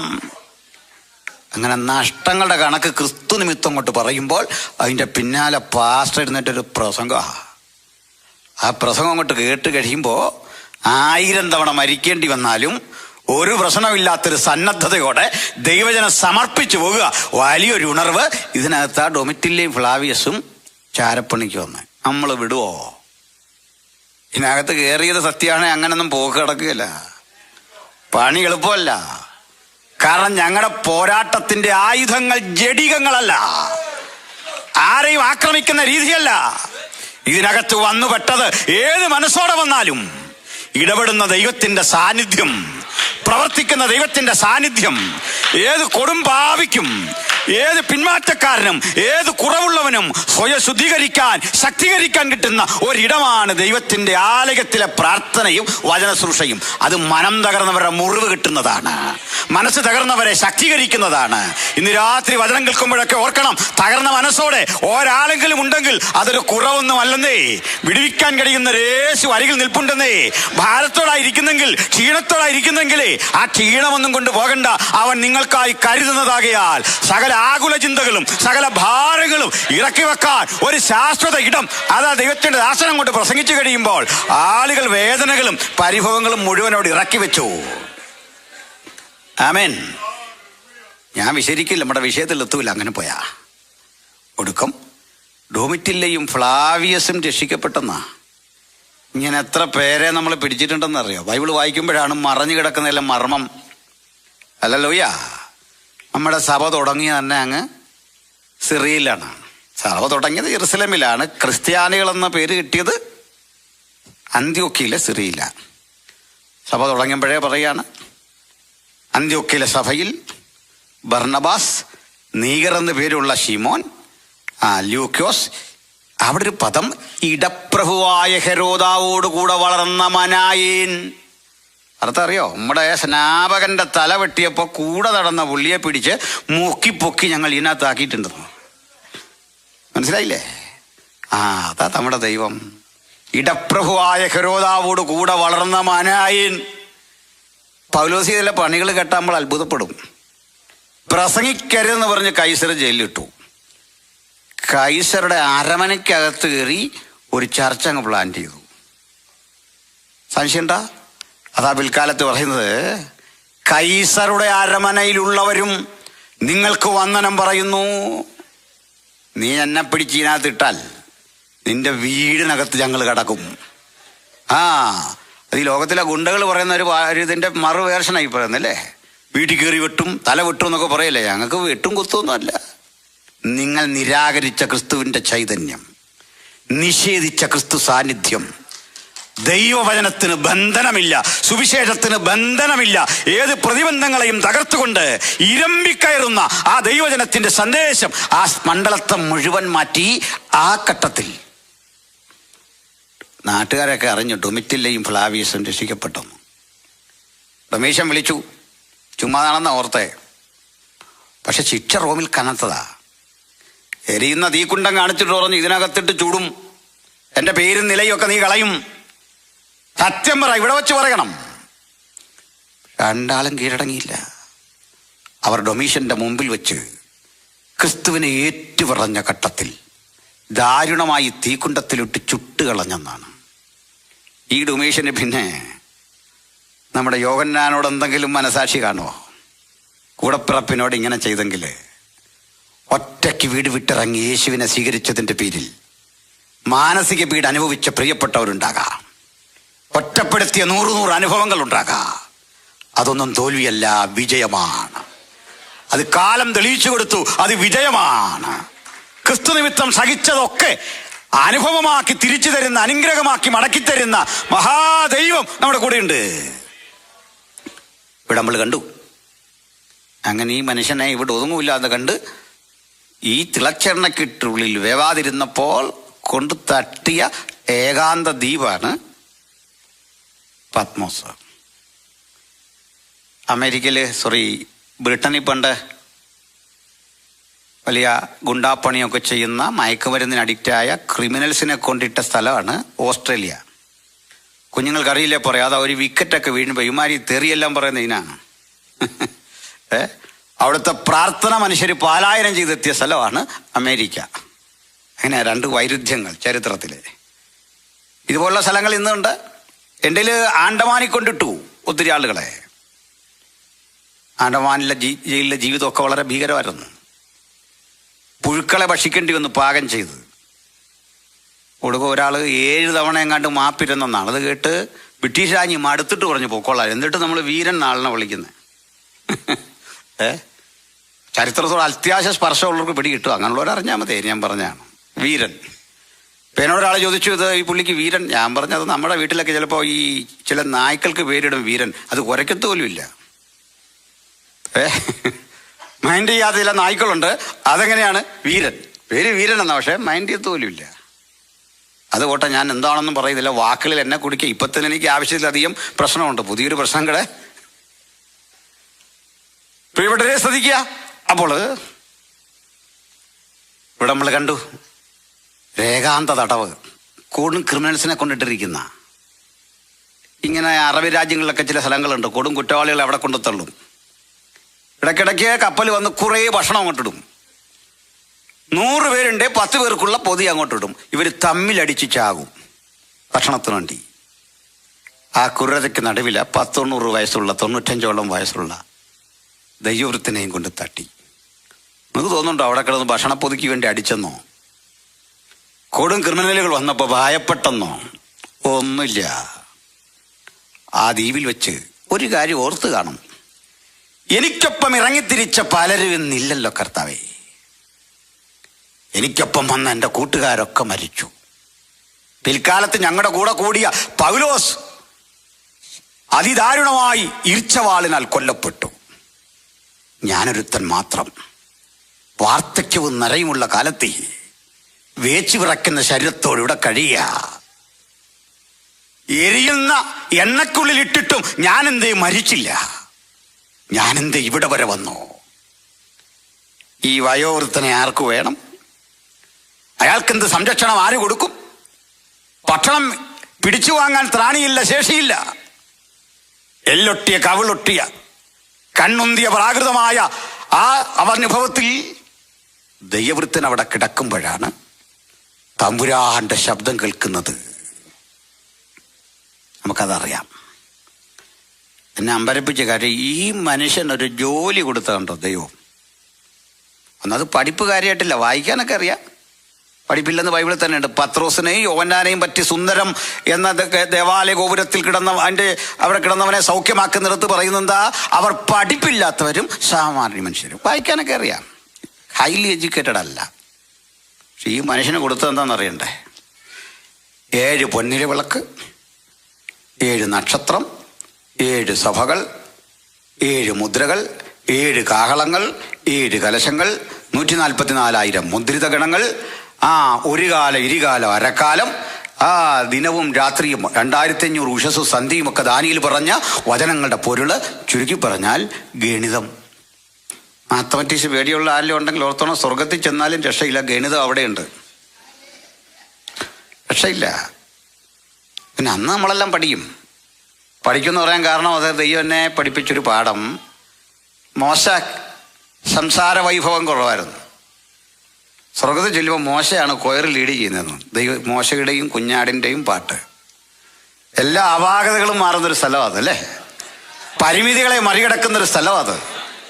Hallelujah, praise the Lord. ആ മോശയെ തന്നെ പിടിച്ച് കൊയറിൻ്റെ ചുമതല ഏൽപ്പിച്ചുകൊണ്ടോ കുഞ്ഞാടിൻ്റെ കൂടെ നിന്ന് പാടാൻ. അങ്ങനെയാ. അപ്പോൾ തിരികെ വരാം. ബഹുമാന്യരെ, ഇവിടെ അപ്പോസ്തലൻ ആ കിടപ്പ് കിടക്കുമ്പോൾ കർത്താവ് പറയുക, എഴുതുക. ആരുടെ പറഞ്ഞേ? പഠിപ്പില്ലാത്ത, ഓർമ്മ ശക്തി നഷ്ടപ്പെട്ടു എന്ന് തോന്നിയ, ജരാനര ബാധിച്ച, മരണം കാത്തു കിടന്നവനോട് പറയുക, എഴുതുക. ഈ ശക്തിപ്പെടുത്തലിന്റെ പേരാ ഉണർവ്. ഈ ഇടപെടലിന്റെ പേരാ ദൈവകൃപ. ഇന്ന് രാത്രി വചനം കേൾക്കുമ്പോൾ തളർന്നു കിടക്കുന്ന പരിമിതിക്കകത്തു നിന്ന് നമ്മളെ കരുത്തരാക്കുന്ന ദൈവിക ഇടപെടലാണ് ഉണർവെങ്കിൽ എല്ലാ ക്ഷീണവും മാറട്ടെ, എല്ലാ ഭാരങ്ങളും മാറട്ടെ, ദൈവകൃപ നമ്മളിൽ വ്യാപരിക്കട്ടെ. പ്രായം തളർത്തുന്ന, രോഗം തളർത്തുന്ന, ചിലരുടെ ഓർമ്മകൾ തളർത്തിക്കളയുന്ന ജീവിതാനുഭവങ്ങളെ കുടഞ്ഞു കളഞ്ഞിട്ട് ഭക്തൻ പറയണം, നോ, ഞാൻ അതിനൊന്നും തോൽവിണഞ്ഞ് തലകുനിക്കാൻ ആഗ്രഹിക്കുന്നില്ല. എനിക്ക് ജയിക്കണം. പക്ഷകാലത്താൽ, മറ്റു പലവിധ രോഗങ്ങളാൽ, ശാരീരിക ക്ലേശങ്ങളാൽ, ചിലതരം ജോലിക്ക് അവധി വെച്ചുകൊണ്ട് കൊണ്ട് സംഭാഷണ വൈകല്യമൊക്കെ നഷ്ടപ്പെട്ടിട്ട് ഇനി എനിക്കൊന്നും ചെയ്യാൻ കഴിയില്ല എന്ന് സാത്താൻ ഓർമ്മപ്പെടുത്തുമ്പോഴൊക്കെ ഭക്തൻ പറയണം, നോ, ഞാൻ ഇവിടുന്ന് ആരംഭിക്കുകയാണ്. ഭക്തൻ വിശ്വാസത്താൽ ഇങ്ങനെ പറഞ്ഞാട്ടെ, ഞാൻ ഇതുവരെ ചെയ്തതല്ല ഏറ്റവും ശ്രേഷ്ഠകരമായ ശുശ്രൂഷ ഞാൻ ചെയ്യാനിരിക്കുന്നതാ. ഇതുവരെ പാടിയതല്ല, ഇതുവരെ പ്രസംഗിച്ചതല്ല, ഇതുവരെ നിർവഹിച്ചതല്ല, ഞാൻ ചെയ്യാനിരിക്കുന്ന, ഞാൻ ചെയ്യാൻ പോകുന്ന, ഞാൻ ഇനിയും ഇനിയും ഇനിയും ഉപയോഗിക്കപ്പെടുന്ന നാളുകളാ എൻ്റെ ജീവിതത്തിന്റെ സുവർണകാലം. എന്നെ തളർത്താൻ പ്രായത്തിന് തളർത്താൻ കഴിയില്ല, പരിഹാസങ്ങൾക്ക് തളർത്താൻ കഴിയില്ല, ഒറ്റപ്പെടലുകൾക്ക് തളർത്താൻ കഴിയില്ല. അവിടെ വെച്ച് ഈ മനുഷ്യൻ എഴുതിയ 22 അധ്യായം ഇന്നും ഇത് വായിച്ച് നമ്മൾ കുഴയുക. ഇതെന്നാന്നൊക്കെ എഴുതി വെച്ചേക്കുന്നത് അല്ലേ? വ്യാഖ്യാതാക്കൾ തമ്മിൽ അങ്ങ് അടിയ. അതിൻ്റെ ഒന്നും ഒരു ആവശ്യമില്ല. ഒരുത്തൻ മാറിയ ഒരു അഭിപ്രായം പറഞ്ഞു എന്നോർത്ത് ആ ത്രെഡ് കറക്റ്റ് ആയിരിക്കണം അല്ലേ? ആ ട്രാക്കിൽ നിന്ന് ഓടി മാറരുത്. 2 സാക്ഷി ആരാന്ന് ചോദിച്ചാൽ നമ്മൾ പിണങ്ങേണ്ട കാര്യമുണ്ടോ? അവസാനം വരുന്ന 2 സാക്ഷി ആരാന്നും പറഞ്ഞ് അടി വെച്ച് വേറെ സഭ ഉണ്ടാക്കേണ്ട കാര്യമുണ്ടോ? അതിനൊന്നും പോരുത്. ശ്രമിക്കണം. നമ്മുടെ ഈ സഭകൾ മിക്കവാറും പിളരുന്നത് കേരളത്തിലൊക്കെ. ഇവിടുത്തെ എനിക്ക് അങ്ങനെ അറിയില്ല. 2 മാസം നിന്നാൽ മനസ്സിലാവും. അപ്പോൾ അവിടെ ഒക്കെ പിളരുന്ന മിക്കവാറും ഈ ഡിസംബർ 31 അന്ന് നമുക്കൊരു ഫംഗ്ഷൻ ഒക്കെ ഉണ്ടല്ലോ. അപ്പോൾ അവിടെ കുറേ തരം ആളുകൾ അന്ന് ഉണ്ടാക്കാൻ പോകുന്ന ഭക്ഷണത്തെ പറ്റിയുള്ള ഒരു ചർച്ച നടക്കും. ചില പറയും ചോറ് നമ്മുടെ പഴയ രീതി, വേറെ ചില പറയും ബിരിയാണി, വേറൊരുത്തം പറയും ഫ്രൈഡ് റൈസ്, ഒരുത്തം പറയും പൊറോട്ട, കൊച്ചുകുട്ടികൾ അവരുടെ ഭക്ഷണ രീതി. ഇത് പറഞ്ഞങ്ങ് തർക്കം നോക്കും. പ്രായമുള്ള അപ്പച്ചൻ ഫ്രൈഡ് റൈസും ഇതൊക്കെ കണ്ടിട്ട് ഒരിക്കൽ ചോദിച്ചു, ഈ വേഗാത്ത പച്ചരിയെ കിട്ടിയുള്ളൂടാന്ന്. അതോ അത് തിന്നാൻ തുടങ്ങി അതിലെല്ലാം കാപ്പിക്കുരു കിടക്കുക. എന്നിട്ട് ഇതൊന്നും അല്ലാത്തൊരു പണി നമ്മൾ ചെയ്തും വെക്കും. ഈ പറഞ്ഞൊന്നും ആയിരിക്കുകയല്ല അന്ന് ചെയ്യുന്നത്. അടുത്ത ആഴ്ച മുതൽ കലഹം ആരംഭിച്ച് ഫ്രൈഡ് റൈസുകാരൻ്റെ സഭ അപ്പുറത്ത്, പൊറോട്ടക്കാരൻ്റെ സഭ ഇപ്പുറത്ത്. ഒരു പേരിവിടെ യഹോവ എന്നെ നിന്ന മാറ്റിയെന്ന്. ഒന്ന് ആലോചിച്ച് നോക്കി. നമ്മളാകപ്പാടെ സൺഡേയിൽ 2-3 മണിക്കൂർ കാണുന്നത്. അത്രയും നേരം ഒരു സഹോദരനെ സഹിക്കാൻ വയ്യ. നമ്മൾ എന്ത് ചെയ്യും? ഒരു കാരണം പറയും. ആട്ടെ, ഇവിടുന്ന് ഞാൻ മാറുമ്പോൾ ഇതൊന്നും ഇല്ലാത്തൊരിടത്തേക്കാണോ പോകുന്നത് എന്ത് ഉറപ്പാണുള്ളത്? ആദ്യം ആ മാറ്റം അങ്ങ് നിർത്തുന്നേ. പിന്നെ ദൈവം ആക്കിയെടുത്ത് വിശ്വസിച്ചോടെ നിൽക്കുന്നത് അത് കഷ്ടപ്പാടാ. ചില സഹോദരിമാർ കണ്ടില്ലേ, വല്ല സഭയിലും പോയി കൂടിയിട്ട് അടുത്ത ആഴ്ച വന്നൊരു സാക്ഷ്യം, കഴിഞ്ഞ ആഴ്ച ഇവിടെ അല്ലായിരുന്നു, ഞങ്ങളുടെ മോളിക്കുട്ടിയുടെ സഭയിലാണ് കൂടിയേ. കെട്ടിച്ച് വിട്ട പെണ്ണിൻ്റെ അവിടെ പോയിട്ട് വന്നിട്ട് പറയാ, എന്തോ ഒരു സന്തോഷമായിരുന്നു. സ്ഥിരം അവിടെ ഒന്ന് നിന്ന് നോക്കണം, അവിടെ ഉണ്ട് ചെറിയ പ്രശ്നങ്ങൾ. മനുഷ്യൻ കൂടുന്നിടത്തൊക്കെ എങ്ങനെ ഉണ്ടെന്ന് അത് അഡ്ജസ്റ്റ് ചെയ്ത് പോകുന്നതാണ് ജീവിതം. പ്രാർത്ഥിക്കണം അതിനെ നേരിടാൻ. ബുദ്ധിപരമായിട്ടൊന്നും നേരിടരുത്. അതിന് മനഃശാസ്ത്രം പഠിച്ച സമീപനമൊന്നുമല്ല വേണ്ടത്. പ്രാർത്ഥിച്ച സഭയുടെ പ്രശ്നങ്ങളെ അതിജീവിക്കേണ്ട ഗൈഡൻസാണ് വേണ്ടത്. ആത്മനടത്തിപ്പാണ് വേണ്ടത്. അല്ല കുശാഗ്ര ബുദ്ധി കൊണ്ട് നമുക്ക് ചിലതിനെയൊക്കെ മറികടക്കാം. ചില ഭാഷമാർ പറഞ്ഞിട്ടില്ലേ, ഞാൻ പോരുന്നത് വരെ അവിടെ ഒരു പ്രശ്നമില്ലായിരുന്നു. കാരണം ഇയാൾ പ്രശ്നം പരിഹരിച്ച മുഴുവൻ കുശാഗ്ര ബുദ്ധി കൊണ്ടാ. നമ്മളെ കണ്ടാൽ പറയും, അച്ഛൻ പറഞ്ഞാൽ ശരി, ആൻറ്റി പറഞ്ഞപ്പോൾ എനിക്ക് കാര്യം പിടികിട്ടി. ഇങ്ങനെ പറഞ്ഞ് 4 പേരെ 4 തട്ടിലാക്കിയിട്ട് അത് വേഗം തീരുകയും പറന്നു പോവുകയും ചെയ്യുന്നു പറഞ്ഞല്ലോ, പുള്ളി അങ്ങ് പോകും. ഇങ്ങനെയാണ്. യോഹന്നാൻ അങ്ങ് ചെന്നു ഇതെല്ലാം എഴുതി വെച്ചു. എന്തൊരു ആനന്ദം ഈ വെളിപ്പാട് ദിവസം അല്ലേ? അത് വായിച്ചു നോക്കണം. അതിലെ വാക്യങ്ങളൊക്കെ എന്തൊരു ശക്തിയാണല്ലേ. യോഹന്നാൻ തന്നെ അങ്ങ് ചാർജ് ചെയ്യപ്പെടുക അങ്ങോട്ട് പറഞ്ഞിട്ട്, കർത്തൃ ദിവസത്തിൽ ഞാൻ ആത്മവിവശനായിരുന്നു. സ്തോത്രം.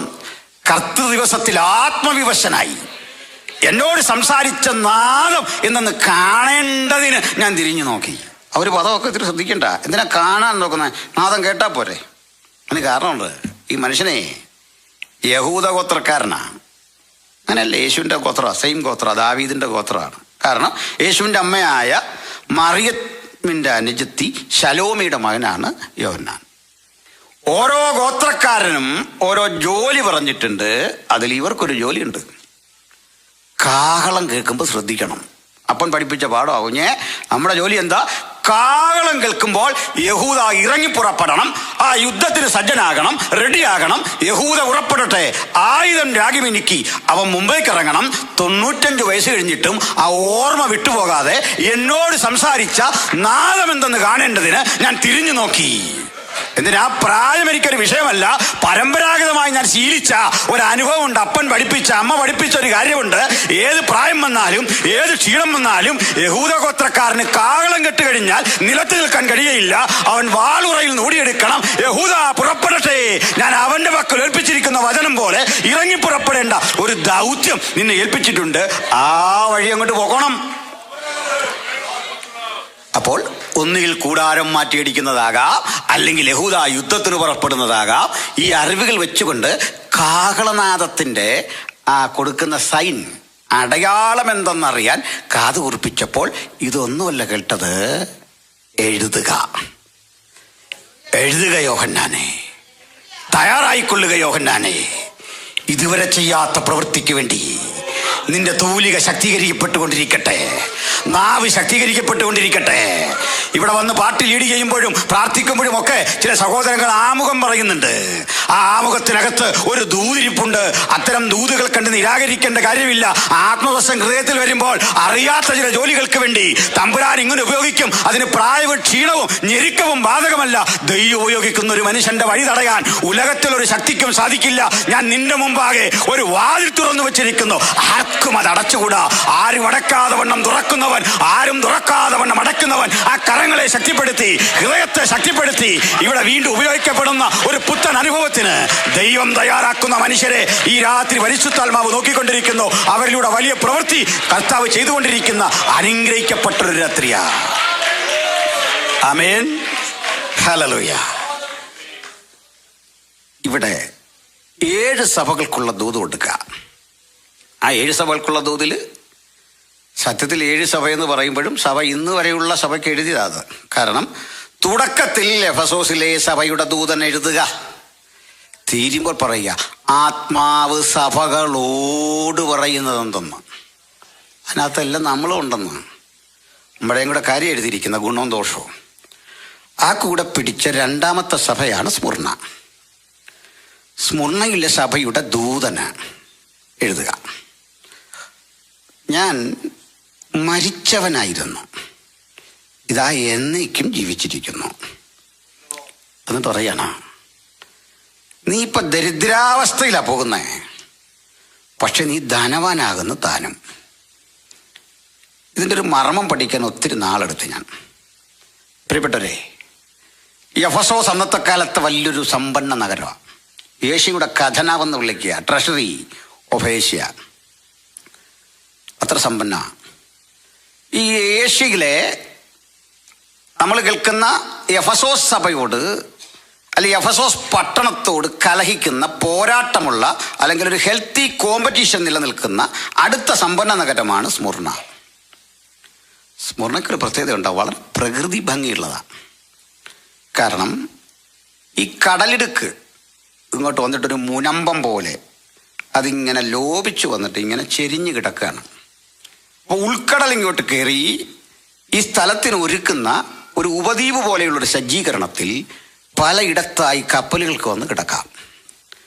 അപ്പോൾ ഈ നഗരത്തിൻ്റെ പ്രത്യേകത, അതിൻ്റെ പാദത്തിൽ സമുദ്രം, അതിൻ്റെ മധ്യഭാഗത്ത് സമതലം, അതിൻ്റെ മുകളിൽ പർവ്വതനിരകൾ. അങ്ങനെ മനോഹരമാണ് ഈ സ്ഥലം. കർത്താവിനും 1000 ആണ്ടുകൾക്കപ്പുറത്ത് ഗ്രീക്കുകാർ കുടിയേറിയതാണ്. ഗ്രീക്കുകാർ കുടിയേറിയ ഈ സ്ഥലം തൊട്ടടുത്ത് കിടക്കുന്ന ലിഡിയ എന്നറിയപ്പെടുന്ന ദേശക്കാര് ആക്രമിച്ചു ക്രിസ്തുവിന് 600 കൊല്ലം മുമ്പ്. അങ്ങനെ 400 കൊല്ലം തകർന്നടിഞ്ഞത് അവിടെ കിടന്നു. അവിടുന്ന് വീണ്ടും 200-ൽ BC 200-ൽ അലക്സാണ്ടറുടെ സേനാനായകന്മാരിൽ ഒരാളായ ലെസിമാക്കസ് പുതുക്കി പണിതു. അത് വളരെ മനോഹരമായിരുന്നു. കാരണം അലക്സാണ്ടർക്ക്, ഗ്രീക്കുകാർക്ക് ഈ വാസ്തുകലയിൽ വലിയ പ്രാഗൽഭ്യമായിരുന്നു, ഇന്ത്യക്കാരെ പോലെ. എന്നിട്ട് ഈ കപ്പലുകൾ വരാനും പോകാനും ഒക്കെയുള്ള ചാലുകൾ അതെപ്പോഴും വെളിച്ചം ലഭിക്കത്തക്ക വിധത്തിൽ അന്നത്തെ രൂപത്തിലെ വിളക്കുമാടങ്ങൾ, സദാ എരിഞ്ഞുകൊണ്ടിരിക്കുന്ന കൽക്കരി കൊണ്ടുണ്ടാക്കിയ ഈ വെളിച്ചത്തിൻ്റെ സ്തംഭങ്ങൾ സ്ഥാപിച്ചു വച്ചിരുന്നു. ഏതാണ്ടൊരു വൃത്താകൃതിയിൽ കിടക്കുന്ന ഈ സ്തംഭങ്ങൾ രാത്രിയിൽ ശോഭിക്കുന്നത് കണ്ടാൽ ഒരു മനുഷ്യൻ്റെ, ഒരു രാജാവിൻ്റെ തലയിലിരിക്കുന്ന കിരീടത്തിലെ മുത്തുകൾ ശോഭിക്കുന്ന പോലെ മനോഹരമാണ്. അതുകൊണ്ട് ചരിത്രകാരനായ, ഇന്നലെ ഞാൻ സൂചിപ്പിച്ച സ്ട്രാവോ പറയുന്നൊരു കാര്യമുണ്ട്. ഇത് ഏഷ്യയുടെ കിരീടമാണ് ഈ സ്ഥലം. ഇതിങ്ങനെ ജ്വലിച്ചുകൊണ്ടിരിക്കും. ആ ഭംഗി, വൈദ്യുതി ദീപങ്ങളുടെ ഭംഗി നമുക്കിന്നറിയാമല്ലോ. ഇത് നാച്ചുറലാണ്. കൽക്കരിയിൽ നിന്നെടുക്കുന്ന വിളക്കിൻ്റെ സജ്ജീകരണമാണ്. അതിങ്ങനെ ശോഭിച്ചുകൊണ്ടിരിക്കും, പല നിറത്തിൽ, പല രൂപത്തിൽ. ചിലയിടത്ത് ജ്വാലയാണെങ്കിൽ ചിലയിടത്ത് അതിൻ്റെ കനലാണ്. അതിനിങ്ങനെ കാവലാളുകൾ നിന്ന് വീശി വീശി അതിങ്ങനെ ആളി കത്തിക്കൊണ്ടിരിക്കും. ചിലപ്പോൾ കാറ്റടിക്കും. ഭയങ്കര പ്രകൃതി രമണീയമായ നിരവധി കാഴ്ചകൾ. പക്ഷെ അതിൽ ധാരാളം ക്രൈസ്തവർ ഈ സ്ഥലത്തുണ്ട്.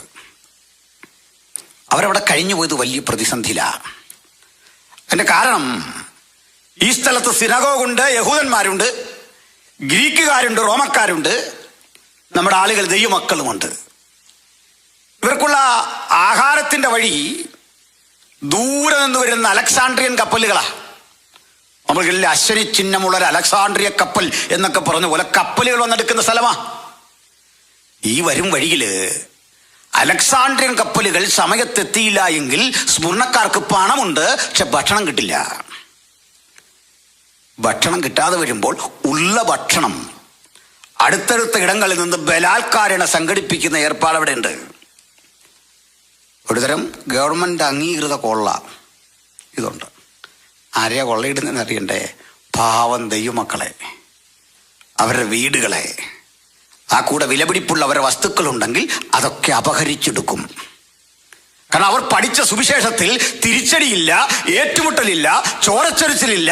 ഇങ്ങനെ ഗ്രഹിച്ച് ലോകപ്രകാരം ഒരു തരം നിർജീവന്മാരെ പോലെ, നിർഗുണന്മാരെ പോലെ, കഴിവില്ലാത്തവരെ പോലെ കണ്ടപ്പോൾ പരിശുദ്ധാത്മാവ് പറയുക, നീ ദരിദ്രനാ, പക്ഷെ നീ സമ്പന്നനായിരുന്നു. നിനക്ക് വേണ്ടതൊക്കെ ഉണ്ടായിരുന്നോ? ആരൊക്കെയോ നിന്റെ നന്മകൾ അപഹരിച്ച് ദരിദ്രാവസ്ഥയിലേക്ക് ഇട്ടപ്പോൾ എത്ര ചതിയുടെ, എത്ര ഇല്ലായ്മകളുടെ, എത്ര അപഹരണങ്ങളുടെ, കഷ്ടപ്പാടുകളുടെ നടുവിൽ ചെയ്തു കൂട്ടിയ അനവധി തിന്മകൾ നിന്റെ ജീവിതത്തെ മുഴുവൻ ഇത്തരത്തിലാക്കിയപ്പോൾ അതൊന്നും കാണാതിരിക്കുന്നവനല്ല ഈ കർത്താവ് എന്ന് പറഞ്ഞിട്ട് ഒരു കാര്യം കൂടി പറയാ, നീ മരണപര്യന്തം വിശ്വസ്തനായിരുന്നാൽ ഒരു കാര്യം ഉറപ്പാ, യേശുയുടെ കിരീടമെന്ന് ലോകം ബഹുമാനിച്ചു പറയുന്ന ഈ സ്മുർണയില്ലേ, സ്മുർണ അങ്ങനെ പ്രകീർത്തിക്കുമ്പോൾ ഞാൻ നിനക്ക് തരുന്നത് ജീവന്റെ കിരീടമാ. ആ കിരീടത്തിന് പ്രത്യേകത, ലോകപ്രകാരം ആരും അതിനെ പിന്തുണയ്ക്കേണ്ടതില്ല. അത് ജനുവിനാ, അതെപ്പോഴും ജ്വലിച്ചുകൊണ്ടിരിക്കും. ആ സഭയോട് വിളിച്ചു പറയുക, നീയേ ചെയ്തതൊക്കെ, നിന്റെ പ്രവൃത്തിയൊക്കെ ഞാൻ അറിയുന്നു. ഞാൻ മരണത്തിൽ നിന്ന് എങ്ങനെ ജീവനിലേക്ക് വന്നോ അതുപോലെ നിന്റെ ദരിദ്രാവസ്ഥയിൽ നിന്ന് അപഹരിക്കപ്പെട്ടു പോയ കൊള്ളമുതലുകൾ സംഘടിപ്പിക്ക് ആളുകൾ സമ്പന്നരായി നിന്നെ നോക്കുകുത്തിയ പോലെ ഒതുക്കിയ ഇടത്ത് നിന്ന് ഞാൻ നിന്നെ കരുത്തനാക്കി മാറ്റുന്ന ദൈവമെന്നുള്ള വാഗ്ദത്തമാണ് ഇതിന്റെ പ്രഥമദൃഷ്ടിയായിരിക്കുന്ന സന്ദേശമെങ്കിൽ ഇന്ന് രാത്രിയുടെ പിരിയും മുമ്പ് ദൈവമക്കൾ ഓർക്കണം, നമ്മുടെ നഷ്ടങ്ങളെ മടക്കിത്തരുന്ന, ക്രിസ്തു നിമിത്തമുള്ള ത്യാഗങ്ങളെ മടക്കിത്തരുന്ന, നമ്മുടെ 100,000 പ്രതിസന്ധികളെ മടക്കിത്തരുന്ന ഒരു ദൈവമുണ്ട്. ഇവിടെ ഇരിക്കുന്നവർ മാത്രമല്ല, ഓൺലൈനിലൂടെ ആയിരക്കണക്കിന് ദൈവജനം ഇത് കേട്ടുകൊണ്ടിരിക്കുക. ഒന്നുറപ്പിച്ചോ, ഏറ്റെടുത്തത് ദൈവത്തിന്റെ ദൂതെങ്കിൽ, ആലോചന ദൈവീകമെങ്കിൽ, നഷ്ടങ്ങളെ മടക്കിത്തരുമ്പോൾ ജീവിത നഷ്ടങ്ങളെ, കഷ്ടപ്പാടുകളെ, ത്യാഗങ്ങളെ മുഴുവൻ കണ്ടിട്ട് അനീതിയില്ലാത്ത ഈ ന്യായാധിപൻ പറയുക, മരണപര്യന്തം വിശ്വസ്തനായിരിക്കുക. ഹല്ലേലൂയ. എന്നിട്ട് ഒന്നുകൂടെ പറഞ്ഞു, സാത്താന്റെ സുനഗോഗിൽ നിന്നുള്ളവരുടെ ദൂഷണം. സുനഗോഗാണ് കറക്റ്റ് വേട്. സാത്താന്റെ പള്ളിക്കാരായവരുടെ ദൂഷണം നീ പേടിക്കണ്ടെന്ന്. ഇതിലെല്ലാം ഇടയ്ക്കിടയ്ക്ക് കർത്താവ് പറയും ഭയപ്പെടണ്ടെന്ന്. ഭയപ്പെടേണ്ടെന്ന് ചുമ്മാതിരിക്കുന്ന ഒരാളിനോട് പറയുമോ? പേടിക്കണ്ടെന്ന് പറഞ്ഞ എന്തിന്? എന്തോ പ്രശ്നം വരുമ്പോഴാ കർത്താവ് പറഞ്ഞ് പേടിക്കണ്ടെന്ന്. വഴിയെ പോകുന്ന ഒരാളോട് പറയുമോ പേടിക്കണ്ടെന്ന് പറയോ? പറയില്ല. നമുക്കൊരു പ്രശ്നം വരില്ലെന്ന, പക്ഷെ ഭയപ്പെടരുതെന്ന്. അതിന് കാരണമുണ്ട്. നിങ്ങളിൽ ചിലരെ പിശാച് തടവിലാക്കും. 10 ദിവസം ഉപദ്രവം ഉണ്ടാകും. അതിൽ കൃത്യം 10 ദിവസത്തെക്കുറിച്ചുള്ള ഒരു കാലഘട്ടത്തെക്കുറിച്ചാണ്. അല്പം രൂപകാർത്ഥത്തിലൊക്കെ പറയുന്ന കാര്യങ്ങളാണ്. ഒത്തിരി ഉണ്ടത് വിശദീകരിക്കാൻ. തടവിലാക്കുമ്പോൾ ഭയപ്പെടരുതെന്ന്, പേടിക്കരുതെന്ന്. ഈ തടവിൽ കിടക്കുന്ന പീഡിപ്പിക്കപ്പെടുന്ന മനുഷ്യർക്കറിയാം അതിൻ്റെ വ്യഥ. ചില നാൾക്കപ്പുറത്ത് ഞാൻ അല്പം ക്ഷീണിതനായിട്ട് വീട്ടിൽ കഴിയുക. ആ ഘട്ടത്തിൽ ആദരണീയനായ PG വർഗീസ് അങ്കിൾ എന്നെ കാണാൻ വീട്ടിൽ വന്നു. കുറേ നേരം സംസാരിച്ചിരുന്നു, ഭക്ഷണമൊക്കെ കഴിച്ച് പിരിയാൻ നേരം ഞാൻ പറഞ്ഞ, അങ്കിൾ ഇന്നത്തെ ദിവസത്തിൻ്റെ പ്രത്യേകത അറിയാം. കഴിഞ്ഞെല്ലാം തോന്നുന്നു. എന്താ അത്? നമ്മുടെ ആദരണീയനായ ഗ്രഹാം സ്റ്റെയിൻസിനെ കൊന്നിട്ട് 25 വർഷം തികയാണ് ഇന്ന്. അദ്ദേഹം അന്ന് എൻ്റെ വീട്ടിൽ വന്നു. ആ വീഡിയോ കിടപ്പുണ്ട്, മോനത് പിടിച്ചിട്ടുണ്ട്. ഞാൻ പറഞ്ഞു, രണ്ടുപേരെ നമുക്ക് അതേക്കുറിച്ചൊരു അനുസ്മരണം നടത്തിയിട്ട് പ്രാർത്ഥിക്കാം. അദ്ദേഹം പറഞ്ഞു, സ്റ്റെയിൻസും 2 കുട്ടികളും ഈ ശുശ്രൂഷകൾ കഴിഞ്ഞ് മടങ്ങി വന്ന് വണ്ടി വഴിയിലിട്ട് ഉറങ്ങുക. രാത്രി ഉറങ്ങുന്ന കുട്ടികളുടെ അപ്പൻ്റെ അരികിലേക്ക് ഗുണ്ടകൾ വളഞ്ഞിട്ട് ഇങ്ങനെ മുട്ടിയപ്പോൾ അപ്പൻ ഈ ഗ്ലാസ് താത്തി. നീണ്ടൊരു കടാര, അതുകൊണ്ട് സ്റ്റെയിൻസിൻ്റെ കഴുത്തിലേക്ക് അത് കുത്തിയിറക്കി. ഞാൻ പറഞ്ഞു, നോ അങ്കിൾ, അങ്ങനല്ല, തീയിട്ടതല്ലേ. അദ്ദേഹം പറഞ്ഞല്ല. ഇത് ഓൺലൈനിലൂടെ ഒരു പക്ഷേ അദ്ദേഹം കേൾക്കുന്നുണ്ടാകും, അല്ലെ കേൾക്കും. ഞങ്ങളെന്നും അങ്ങോട്ടും ഇങ്ങോട്ടൊക്കെ മെസ്സേജ് അയക്കുന്നവരാണ്. അപ്പോൾ ഞാനിത് ആദ്യം കേൾക്കുക. അദ്ദേഹം പറഞ്ഞു, കുഞ്ഞെ അതിശോക്തിയല്ല, ഇങ്ങനെ കുത്തുമ്പോൾ അദ്ദേഹം ഒന്ന് ശബ്ദമുണ്ടാക്കിയപ്പോൾ മക്കൾ ഉണർന്നു. അപ്പനെ പിഞ്ചോമനകളുടെ മുമ്പിൽ കുത്തി വളർത്തുന്ന രംഗം ഒന്ന് ആലോചിച്ച്. എന്നിട്ടും അവരുടെ ആ പ്രതികാര ബോധം തീരാതെ ക്യാലിൽ നിറച്ചു വെച്ച മണ്ണെണ്ണ ഒഴിച്ച് ജീപ്പിന് തീയിട്ടു. ഉറക്കത്തിൽ ഉണർന്ന കുഞ്ഞുങ്ങൾ കണ്ണു തിരുമി. അതിൽ ഫിലിപ്പും തിമോത്തി എന്ന കുഞ്ഞു മകൻ ഇതിൻ്റെ വിടവിലൂടെ, ഗ്ലാസിൻ്റെ വിടവിലൂടെ പുറത്തു ചാടിയ കുഞ്ഞിനെ ത്രിശൂലം കൊണ്ട് കുത്തി തിരിച്ചിട്ടു. ആളിക്കത്തി 3 പേരും എരിഞ്ഞടങ്ങി. അതാണ് മരണം. ക്രിസ്തു നിമിത്തം മരിക്കുക. അദ്ദേഹം പറഞ്ഞതിൻ്റെ ബാക്കി ഞാൻ പൂരിപ്പിക്കാം. എനിക്കൊരു സ്നേഹിതൻ തൃശ്ശൂരിലുണ്ട്, ബോബി എന്നാ പേര്, ജോൺസൺ എന്ന ഒഫീഷ്യൽ പേര്. നല്ല പാട്ട് എഴുതിയിട്ടുള്ള ഒരാളാണ്. നിങ്ങളൊക്കെ പാടുന്ന പല പാട്ടും പാസ്റ്റർ ബോബി ഇത് കേൾക്കുന്നുണ്ടാകും. നാട്ടിലവരൊക്കെ എനിക്കായി പ്രാർത്ഥിക്കുന്ന സമയമാണ്. ബഹുമാന്യരെ, ഞാനും പാസ്റ്റർ ബോബിയും അടക്കം 2-3 പേര് തൃശ്ശൂർ കുന്നംകുളത്തിനരികിലൂടെ സുവിശേഷ യോഗം കഴിഞ്ഞ് മടങ്ങി വരുമ്പോൾ ഒരു റെസ്റ്റോറൻറ്റിൽ ഭക്ഷണം കഴിക്കാൻ കയറി. ഹിന്ദു പശ്ചാത്തലമുള്ളൊരു മനുഷ്യൻ ഞങ്ങൾക്ക് ധാരാളമായിട്ട് ഫുഡ് തരിക, ഒരു വെയിറ്റർ. ഞങ്ങൾ ആ മനുഷ്യനോട് ഇങ്ങനെ സംസാരിച്ചു. അദ്ദേഹത്തിന് ഈ ഭക്ഷണം തരുന്നൊരു രീതി ഭയങ്കര സന്തോഷമായിട്ട് തോന്നി. ഈ ഭക്ഷണം തരുന്ന രീതി തന്നെ ചിലർ തന്നാൽ നമുക്ക് കഴിക്കാൻ തോന്നും. ചില ഹോട്ടലിലൊക്കെ ചെന്ന് ഇവിടെ വന്നു പോയല്ലോ എന്ന് ചിന്തിച്ചു അല്ലേ, എങ്ങനെയാ അതിലിങ്ങനെ ഭക്ഷണം തരാം. അപ്പം ഞാൻ പറഞ്ഞു, കണ്ടോ. അപ്പോൾ കൂട്ടുകാരൻ പറഞ്ഞു, ഒന്നുമല്ല, അവർക്ക് ടിപ്പ് കിട്ടാൻ വേണ്ടിയൊക്കെയാണ്. എന്തുവാട്ടെ, ഞങ്ങളവിടെ ഒരു ടിപ്പ് വെച്ചു. അയ്യോ, അദ്ദേഹം അത് തിരിച്ചിങ്ങെടുത്തിട്ട് എൻ്റെ പോക്കറ്റ് വെച്ചിട്ട് പറഞ്ഞു, അച്ഛനല്ലേ, അച്ഛനൊക്കെ നമുക്ക് ടിപ്പ് തരിക എന്ന് പറഞ്ഞ സ്തോത്രം. എനിക്ക് ഇവിടെ വന്നപ്പോഴാണ് ഇങ്ങനെ ഈ ശൗലിൻ്റെ പടച്ചട്ട മനസ്സിലായില്ല. ഞാൻ എന്ത് ബുദ്ധിമുട്ടിയാണ് ഇവിടെ നിൽക്കുന്നത് എനിക്കേ അറിയത്തുള്ളൂ. അപ്പോൾ സാധാരണ നാട്ടിലിടുന്നൊരു ഉടുപ്പ് നിങ്ങൾ കാണുന്നതാണല്ലോ. അപ്പം ഞാൻ പിന്നെ ഇങ്ങനെ വന്ന് അവനെ ദേവാലയത്തിൽ ഇരുത്തുമാറുണ്ടെന്ന് പറഞ്ഞാൽ ഇവിടെ വരുമ്പോൾ അങ്ങനെ ഇനി വന്നതാണ്. പിന്നെ അച്ഛനാന്നോർത്തു, ഞാൻ ജുബ്ബായൊക്കെ ഇട്ടിരിക്കുന്നുണ്ട്. അപ്പോൾ അച്ഛാന്നാണ് വിളിച്ചേ. ഞാൻ സന്തോഷത്തോടെ വിളി കേട്ടു. പലരും എന്നെ അച്ഛാന്ന് വിളിച്ചിട്ടുണ്ട്. ഞാൻ ഇന്നുവരെ അല്ലെന്ന് പറഞ്ഞിട്ടില്ല. കാരണം പോപ്പിനേക്കാൾ എനിക്ക് കാര്യത്തിൽ പ്രാഗൽഭ്യമുണ്ട്. എനിക്ക് മക്കൾ 3 മൂത്തമ്മയുടെ കല്യാണവും കഴിഞ്ഞു. അങ്ങനെ 4 മക്കളുണ്ട് ഇപ്പം ഡയറക്റ്റായിട്ട്. പറഞ്ഞത്, നിങ്ങളോടൊക്കെ ടിപ്പ് വാങ്ങാൻ പാടില്ല. എന്ത് പറ്റി? നിങ്ങളൊക്കെ വലിയ പ്രവൃത്തി ചെയ്യുന്ന ആളുകളാണ്. എനിക്കിപ്പോൾ സ്വയം ഒരു കുറ്റബോധം തോന്നി, ഈ മനുഷ്യൻ എന്തൊക്കെയായി പറയുന്നത്. ഞാൻ ബോബിയോട് പറഞ്ഞു, പാസ്റ്ററെ, ഇദ്ദേഹം വലിയ പ്രവൃത്തി നമ്മൾ ഈ കഴിച്ച കാര്യമായിരിക്കും, വലിയ വീര്യപ്രവൃത്തിയെ. അപ്പോൾ ഒക്കെ കഴിഞ്ഞ് നമ്മൾ പുറത്തേക്ക് ഇറങ്ങാൻ നേരം അദ്ദേഹം വീണ്ടും പിന്നാലെ വന്നു. എന്തോ പറയാനുള്ളതല്ലേ. ഞാൻ പിന്നെ പരിചയപ്പെട്ടു, അടുത്ത് വിളിച്ചു. ബാ, എന്തോ പറയാനുണ്ടല്ലോ. അദ്ദേഹം പറഞ്ഞു, ഫാദർ, നിങ്ങളെയൊക്കെ കാണുന്ന വലിയൊരു സന്തോഷം, എനിക്ക് വേണ്ടി പ്രാർത്ഥിക്കണം. ഞാൻ പറഞ്ഞു, ഇപ്പോൾ പ്രാർത്ഥിക്കാമല്ലോ, എന്തൊരു സന്തോഷമാണ്. ആ, അതേ ഒരു അനുഭവം പറയുക. ഫാദർ, ഈ ഹോട്ടലുണ്ടോ, ഇതിലും മുന്തിയ 2 ഹോട്ടൽ സ്വന്തം ഉള്ളവനായിരുന്നു. ഞാൻ കളഞ്ഞിട്ട് പോന്നു. എവിടെ ആയിരുന്നു? ഇവിടെ അല്ലോ, റീസില്. നിങ്ങൾ കേട്ടിട്ടുണ്ടാകും, ഓസ്ട്രേലിയയിൽ നിന്ന് വന്ന ഗ്രഹാം സ്റ്റെയിൻസ് അങ്കിളിനെയും 3 മക്കളെയും ഭാര്യയും പറ്റി. എൻ്റെ അയൽക്കാരായിരുന്നു. ഞങ്ങൾ വിശേഷ ദിവസങ്ങളൊക്കെ വരുമ്പോൾ അവരെ വിളിക്കും. ക്രിസ്മസ് വരുമ്പോൾ ഞങ്ങളെ വിളിക്കും. ആ കുഞ്ഞുങ്ങൾ 2 പേരും എൻ്റെ കട്ടിലിൽ അപ്പുറത്തും ഇപ്പുറത്തും കിടക്കും. അങ്ങനെ ഞാൻ കൊണ്ടു വളർത്തിയ കുഞ്ഞുങ്ങളാണ്. ഒരു ദിവസം ഹോട്ടലിൽ കാര്യാദികൾ ചെയ്തുകൊണ്ടിരിക്കുമ്പോൾ ഭാര്യ വിളിച്ചു, പെട്ടെന്ന് വരണേ, പെട്ടെന്ന് വാ. വാർത്ത കേട്ട് ചെല്ലുമ്പോൾ, ഇങ്ങനൊരു വാർത്ത കേൾക്കുന്നു, കഴിഞ്ഞ ദിവസം പോയി ഇവർ വന്നില്ല, ഇതൊക്കെയാ വാർത്ത. പക്ഷേ ഈ ഗ്ലാഡീസ് ആൻറ്റിയും എസ്തേറും അറിഞ്ഞില്ല. എന്താ ചെയ്യുന്നേ? അദ്ദേഹം പറയുക, കുറേ കഴിഞ്ഞപ്പോൾ 3 തുണിക്കെട്ടുകൾക്കകത്തേക്ക് ഈ മനുഷ്യ ശരീരങ്ങളെ മുഖം പോലും തിരിച്ചറിയാനാവാത്ത വിധത്തിൽ കെട്ടിക്കൊണ്ടുവരിക. എസ്തേറിൻ്റെ കരച്ചിൽ ഇപ്പോഴും മനസ്സിലുണ്ട് സാർ. ഒന്നുകൂടെ പറയാ, ഫാദർ, രാത്രിയാകുമ്പോഴൊക്കെ ഈ കുഞ്ഞുങ്ങളുടെ ശബ്ദം കാതിൽ കേൾക്കാ. Uncle, uncle. ഞാൻ കിട്ടിയ വിലക്ക് അത് 2 വിറ്റു. നാട്ടിലേക്ക് വണ്ടി കയറി. നിങ്ങളെപ്പോൾ ആളുകളെ കാണുന്നത് ഞങ്ങൾക്കൊരു സന്തോഷമാണ്. ഹല്ലേലൂയ.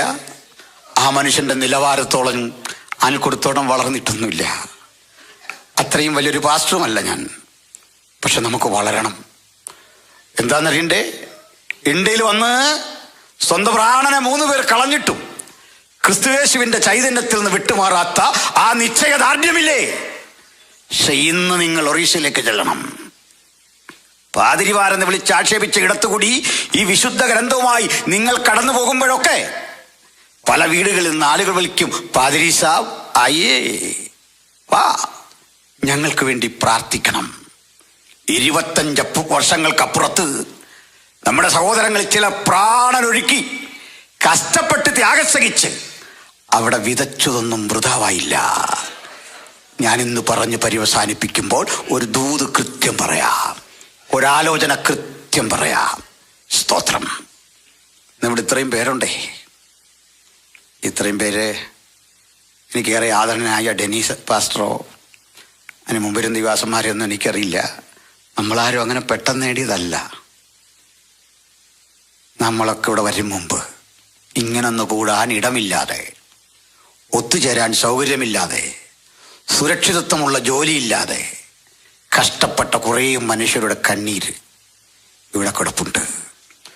അന്നവർ വിതച്ചത് പിന്നാലെ വന്ന് നമ്മൾ കൊയ്തെങ്കിൽ ഒന്നുറപ്പിച്ചു പറയണം, അന്ധകാരത്തിന്റെ ശക്തികൾ കൂടി കേൾക്കട്ടെ, വിശ്വാസത്താൽ ഞങ്ങൾ വിതയ്ക്കുന്നു വീണ്ടും. ഇതിന്റെ ഫലം കൊയ്യാൻ ഒരു പുതുതലമുറ ഇതുവഴി തന്നെ കടന്നു വരും. ആ പുതുതലമുറയുടെ പ്രവൃത്തിക്ക് മുമ്പിൽ അതിശക്തിയോടെ സുവിശേഷത്തിന്റെ വ്യാപനം ഈ ദേശത്തുണ്ടാകും. ഒരു നിരാശയ്ക്കും ആവശ്യമില്ല. തമ്പുരാൻ ഇവിടെ അയച്ചതേ സുരക്ഷിതത്വമുള്ള ഒരു ജോലിക്ക് മാത്രമല്ല, ജീവിത സുരക്ഷിതത്വത്തിന് മാത്രമല്ല, ചിലരെ തീയിൽ നിന്ന് വലിച്ചെടുക്കാൻ ഒരു പുതിയ ആത്മനിയോഗത്തിന് ദൈവം ഇവിടെ കൊണ്ടുവന്നത്. ആ ബോധ്യത്തിൽ നമുക്കിന്ന് ഇവിടം വിട്ട് പിരിയണം. തമ്പുരാൻ ചിലരെ തന്റെ ശുശ്രൂഷയിലൂടെ നേടിയെടുക്കാൻ എന്നെ നിങ്ങളെല്ലാം കൊണ്ടുവന്നിരിക്കുക. ആ ഉറപ്പോടെ വേണം ഇവിടം വിട്ടു പോകാൻ. അതിന് പല വഴികളുണ്ട്. പ്രാർത്ഥനയുണ്ട്, ഒരുക്കമുണ്ട്, പ്രവർത്തനമുണ്ട്, ഉപവാസമുണ്ട്. ഈ ത്യാഗത്തോടെ ചിലരെ ഒന്ന് കർത്താവിലേക്ക് നേടണം. അതിനു വേണ്ടിയാണ് ഈ യോഗം. ഞാൻ അവസാനിപ്പിക്കുമ്പോൾ ഒരു മനസ്സിൽ ഓർമ്മ വന്നൊരു ഉദാഹരണം പറയാം. കനത്ത ചൂടില് മഴ പെയ്യുമ്പോഴൊക്കെ ഞാൻ ശ്രദ്ധിക്കും. ഈ വേനൽ മഴയുണ്ടല്ലോ, അതത്ര രസകരമാണ് കാണാൻ. ഈ വേനൽ മഴ ഉണ്ടായത് എങ്ങനെയാണെന്നറിയണ്ടേ? എല്ലാ മഴയും ഉണ്ടായത് എങ്ങനെയാണെന്നറിയണ്ടേ? കടൽ ഉരുകി ബാഷ്പീകരിച്ച് മുകളിൽ പോയി കനിഭവിച്ചുറഞ്ഞ് അവിടെ കിടന്നു. അത് നമ്മൾ ഫ്ലൈറ്റിലൊക്കെ വരുമ്പോൾ കാണുന്ന മേഘങ്ങൾ കാലം കുറേ കഴിഞ്ഞപ്പോൾ എവിടേക്കോ രൂപപ്പെട്ട ഇത്തരം മേഘങ്ങളെ കാറ്റടിച്ച് നമ്മുടെ തലയ്ക്ക് മീതെ കൊണ്ടുവന്നു. സമയമായപ്പോൾ അതിങ്ങി പെയ്തു. ഇതുപോലെ എൻ്റെ കുറേ പ്രാർത്ഥനകൾ, നിങ്ങളുടെ കുറേ പ്രാർത്ഥനകൾ, പണ്ട് പണ്ട് പണ്ട് പ്രാർത്ഥിച്ചിട്ട പ്രാർത്ഥനകൾ, കാലങ്ങൾക്കപ്പുറത്ത് കണ്ട ദർശനങ്ങൾ, ആത്മാവിൽ പ്രാപിച്ച വാഗ്ദത്തങ്ങൾ, ദൂതുകൾ ഈ ശിരസിന് മീതെ ഇങ്ങനെ കിടപ്പുണ്ട്. ഒരു ദിവസം എനിക്കത് മഴയായി കുളിർമയേറിയ അനുഭവമായി കിട്ടും. ആ വാഗ്ദത്തങ്ങൾ കാണാതെ ഇവിടം വിട്ടുപോകാൻ ഇടവരാത്ത വിധത്തിൽ എന്നെ കർത്താവ് ആ വാഗ്ദത്തങ്ങളോട് ചേർത്ത് വച്ചിരിക്കുക. അതിലേക്ക് കടന്നു പോകാൻ വഴി അത്ര എളുപ്പമല്ല. 10 ദിവസം ഉപദ്രവമുണ്ടാകും, തടവുണ്ടാകും. ഉറപ്പോടെ നിൽക്കണം കർത്താവിന് വേണ്ടി, ശ്രേഷ്ഠകരമായി നിൽക്കണം കർത്താവിന് വേണ്ടി. ഏത് പ്രതിസന്ധിക്കകത്തും ഉറപ്പോടെ നിൽക്കാൻ കഴിയുന്ന ആ വീര്യം നമ്മളിലെല്ലാം വ്യാപരിക്കട്ടെ. ഞാൻ ഇന്ന് രാത്രി പ്രാർത്ഥിക്കാൻ പോകുകയാണ്. കണ്ണുകളടച്ച ദൈവമക്കൾ, സഹോദരി സഹോദരന്മാർ, കുഞ്ഞുങ്ങൾ കണ്ണുകളടച്ച് കർത്താവിന് വേണ്ടി പ്രയോജനപ്പെടുന്ന ഒരു അനുഭവത്തിൽ എനിക്കൊന്നായിത്തീരണമെന്ന ആകാംക്ഷ എത്ര ഹൃദയങ്ങളുടെ ഉള്ളിലുണ്ട്. പ്രാർത്ഥിക്കാൻ വേണ്ടി പോകുകയാണ്. ഒരു പുതിയ അഭിഷേകവും ഒരു പുതിയ നിയോഗവും ദൈവം നിങ്ങളുടെ കുടുംബത്തെ ഏൽപ്പിച്ചാൽ ആ അവസ്ഥാവിശേഷങ്ങളൊക്കെ മാറി, ചടങ്ങ് പോലുള്ള പ്രാർത്ഥനകൾ മാറി, ചടങ്ങ് പോലുള്ള പാട്ടുകൾ മാറി, ഹൃദയത്തിന്റെ അന്തർഭാഗത്ത് നിന്ന് തമ്പുരാനെ സ്തുതിക്കുന്ന ഒരു പുത്തൻ നിറവിന് ആര് കാത്തിരിക്കുന്നു? പാട്ട് പാടുമ്പോൾ ഒരു ജീവന്റെ ചൈതന്യം, പാട്ട് പാടുമ്പോൾ ഒരു ജീവന്റെ തുടിപ്പ്. ഹല്ലേലൂയ. ഭക്തനായ മോഡിയും ആ മോഡിക്കൊപ്പം ഒരു സാംഘിയും ഒരുമിച്ച് ശുശ്രൂഷയ്ക്കായി പോകും. സാംഘിയുടെ പാട്ടുകൾ എത്ര ഹൃദയഹാരിയാണ്. സാംഘി അങ്ങോട്ട് പാടിത്തുടങ്ങുമ്പോൾ ഇത് കേട്ടിട്ട് ജനം പറയും, ഇന്ന് മോഡി പ്രസംഗിക്കാതിരുന്നെങ്കിൽ സാംഘിയുടെ പാട്ട് മാത്രം മതി. പാട്ടിന്റെ ഇടവേളയിൽ മൂടി പ്രസംഗിക്കാൻ ഒരുമ്പെടുമ്പോൾ ജനം വിളിച്ചു പറയും, ഇനി സാങ്കി പാടാതിരുന്നെങ്കിൽ, മൂടി തന്റെ പ്രസംഗം നിർത്താതിരുന്നെങ്കിൽ. ഒരു ഈഗോ ക്ലാശമില്ലാതെ സുവിശേഷത്തിന്റെ മഹത്തരമായ ശുശ്രൂഷയെ ആത്മാവിന്റെ ഐക്യതയോടെ രണ്ടാളുകളും ചേർത്ത് കൊണ്ടുപോയതുപോലെ നമുക്ക് ആത്മാവിൽ പണിയണം. ഈ ദേശത്തെ രസിച്ചിരിക്കുന്ന എല്ലാത്തരം ഇരുട്ടിന്റെ പോരുകളോടും നമ്മൾ യുദ്ധം പ്രഖ്യാപിച്ച് ജയമെടുക്കാൻ പോകുകയാണ്. ഐക്യത നശിപ്പിക്കുന്ന, സ്നേഹം നശിപ്പിക്കുന്ന ആദ്യ നൂറ്റാണ്ടിലെ അനുഭവങ്ങൾ നമ്മുടെ ഉള്ളിൽ നിന്ന് നഷ്ടപ്പെടുത്തി കളയുന്ന യാന്ത്രികമായ ആരാധനയുടെ നിർജീവ അവസ്ഥകളെ വിട്ട് ഒന്നൊരു പടപ്പുറപ്പാടിന് ഇന്ന് രാത്രി ഹൃദയത്തിന്റെ അകത്ത് ഒരു തുടിമുഴങ്ങുന്ന എത്ര പേരുണ്ട്?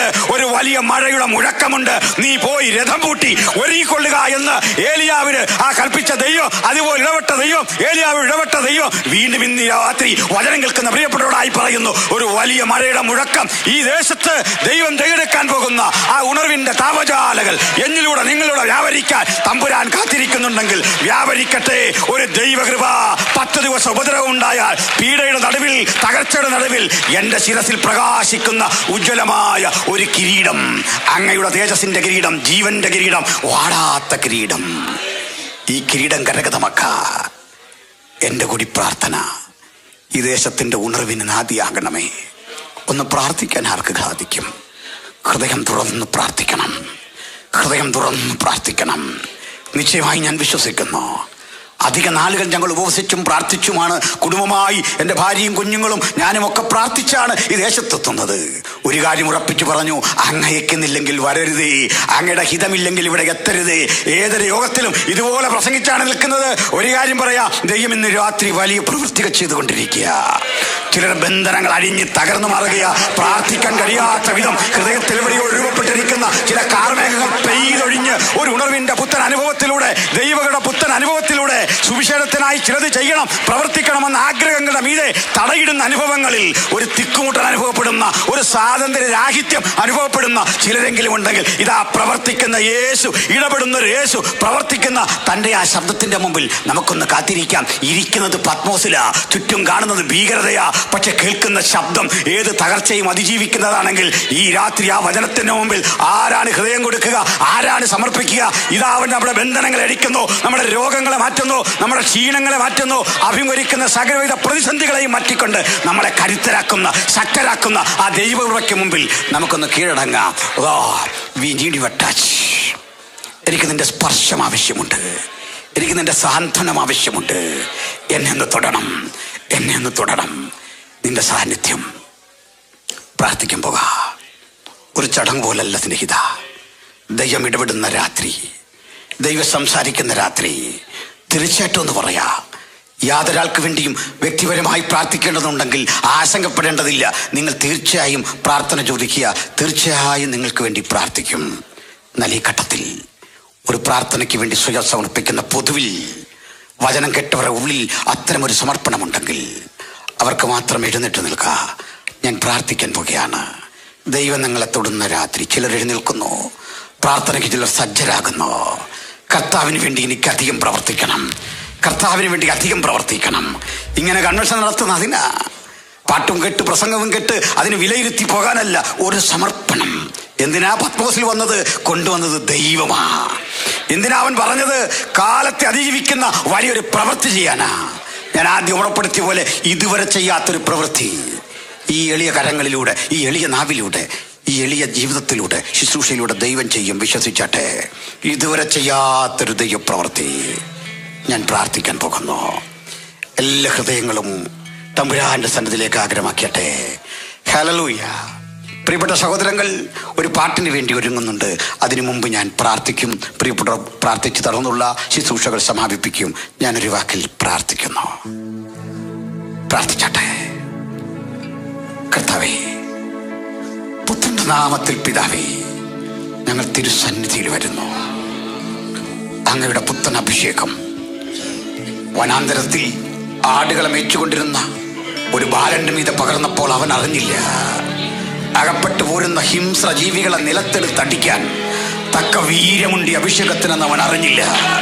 കാലം ഇറക്കഴിഞ്ഞ് ഗോലിയാത്ത് വെല്ലുവിളിക്കുമ്പോൾ പറയാ, ഒരിക്കൽ അപ്പന്റെ ആടുകളെ ആക്രമിക്കാൻ വന്ന ഹിംസ്ര ജീവികളെ നിലത്തെടുത്തടിച്ചൊരു വീര്യം ഇതാ എന്നിലേക്ക് പുത്തനൊരു ഉണർവായി വരുന്നു. നീ നിന്ദിക്കുന്ന ഞങ്ങളുടെ ദൈവമായ യഹോവയുടെ നാമത്തിൽ ഞാൻ നിനക്കെതിരെ വരുന്നു.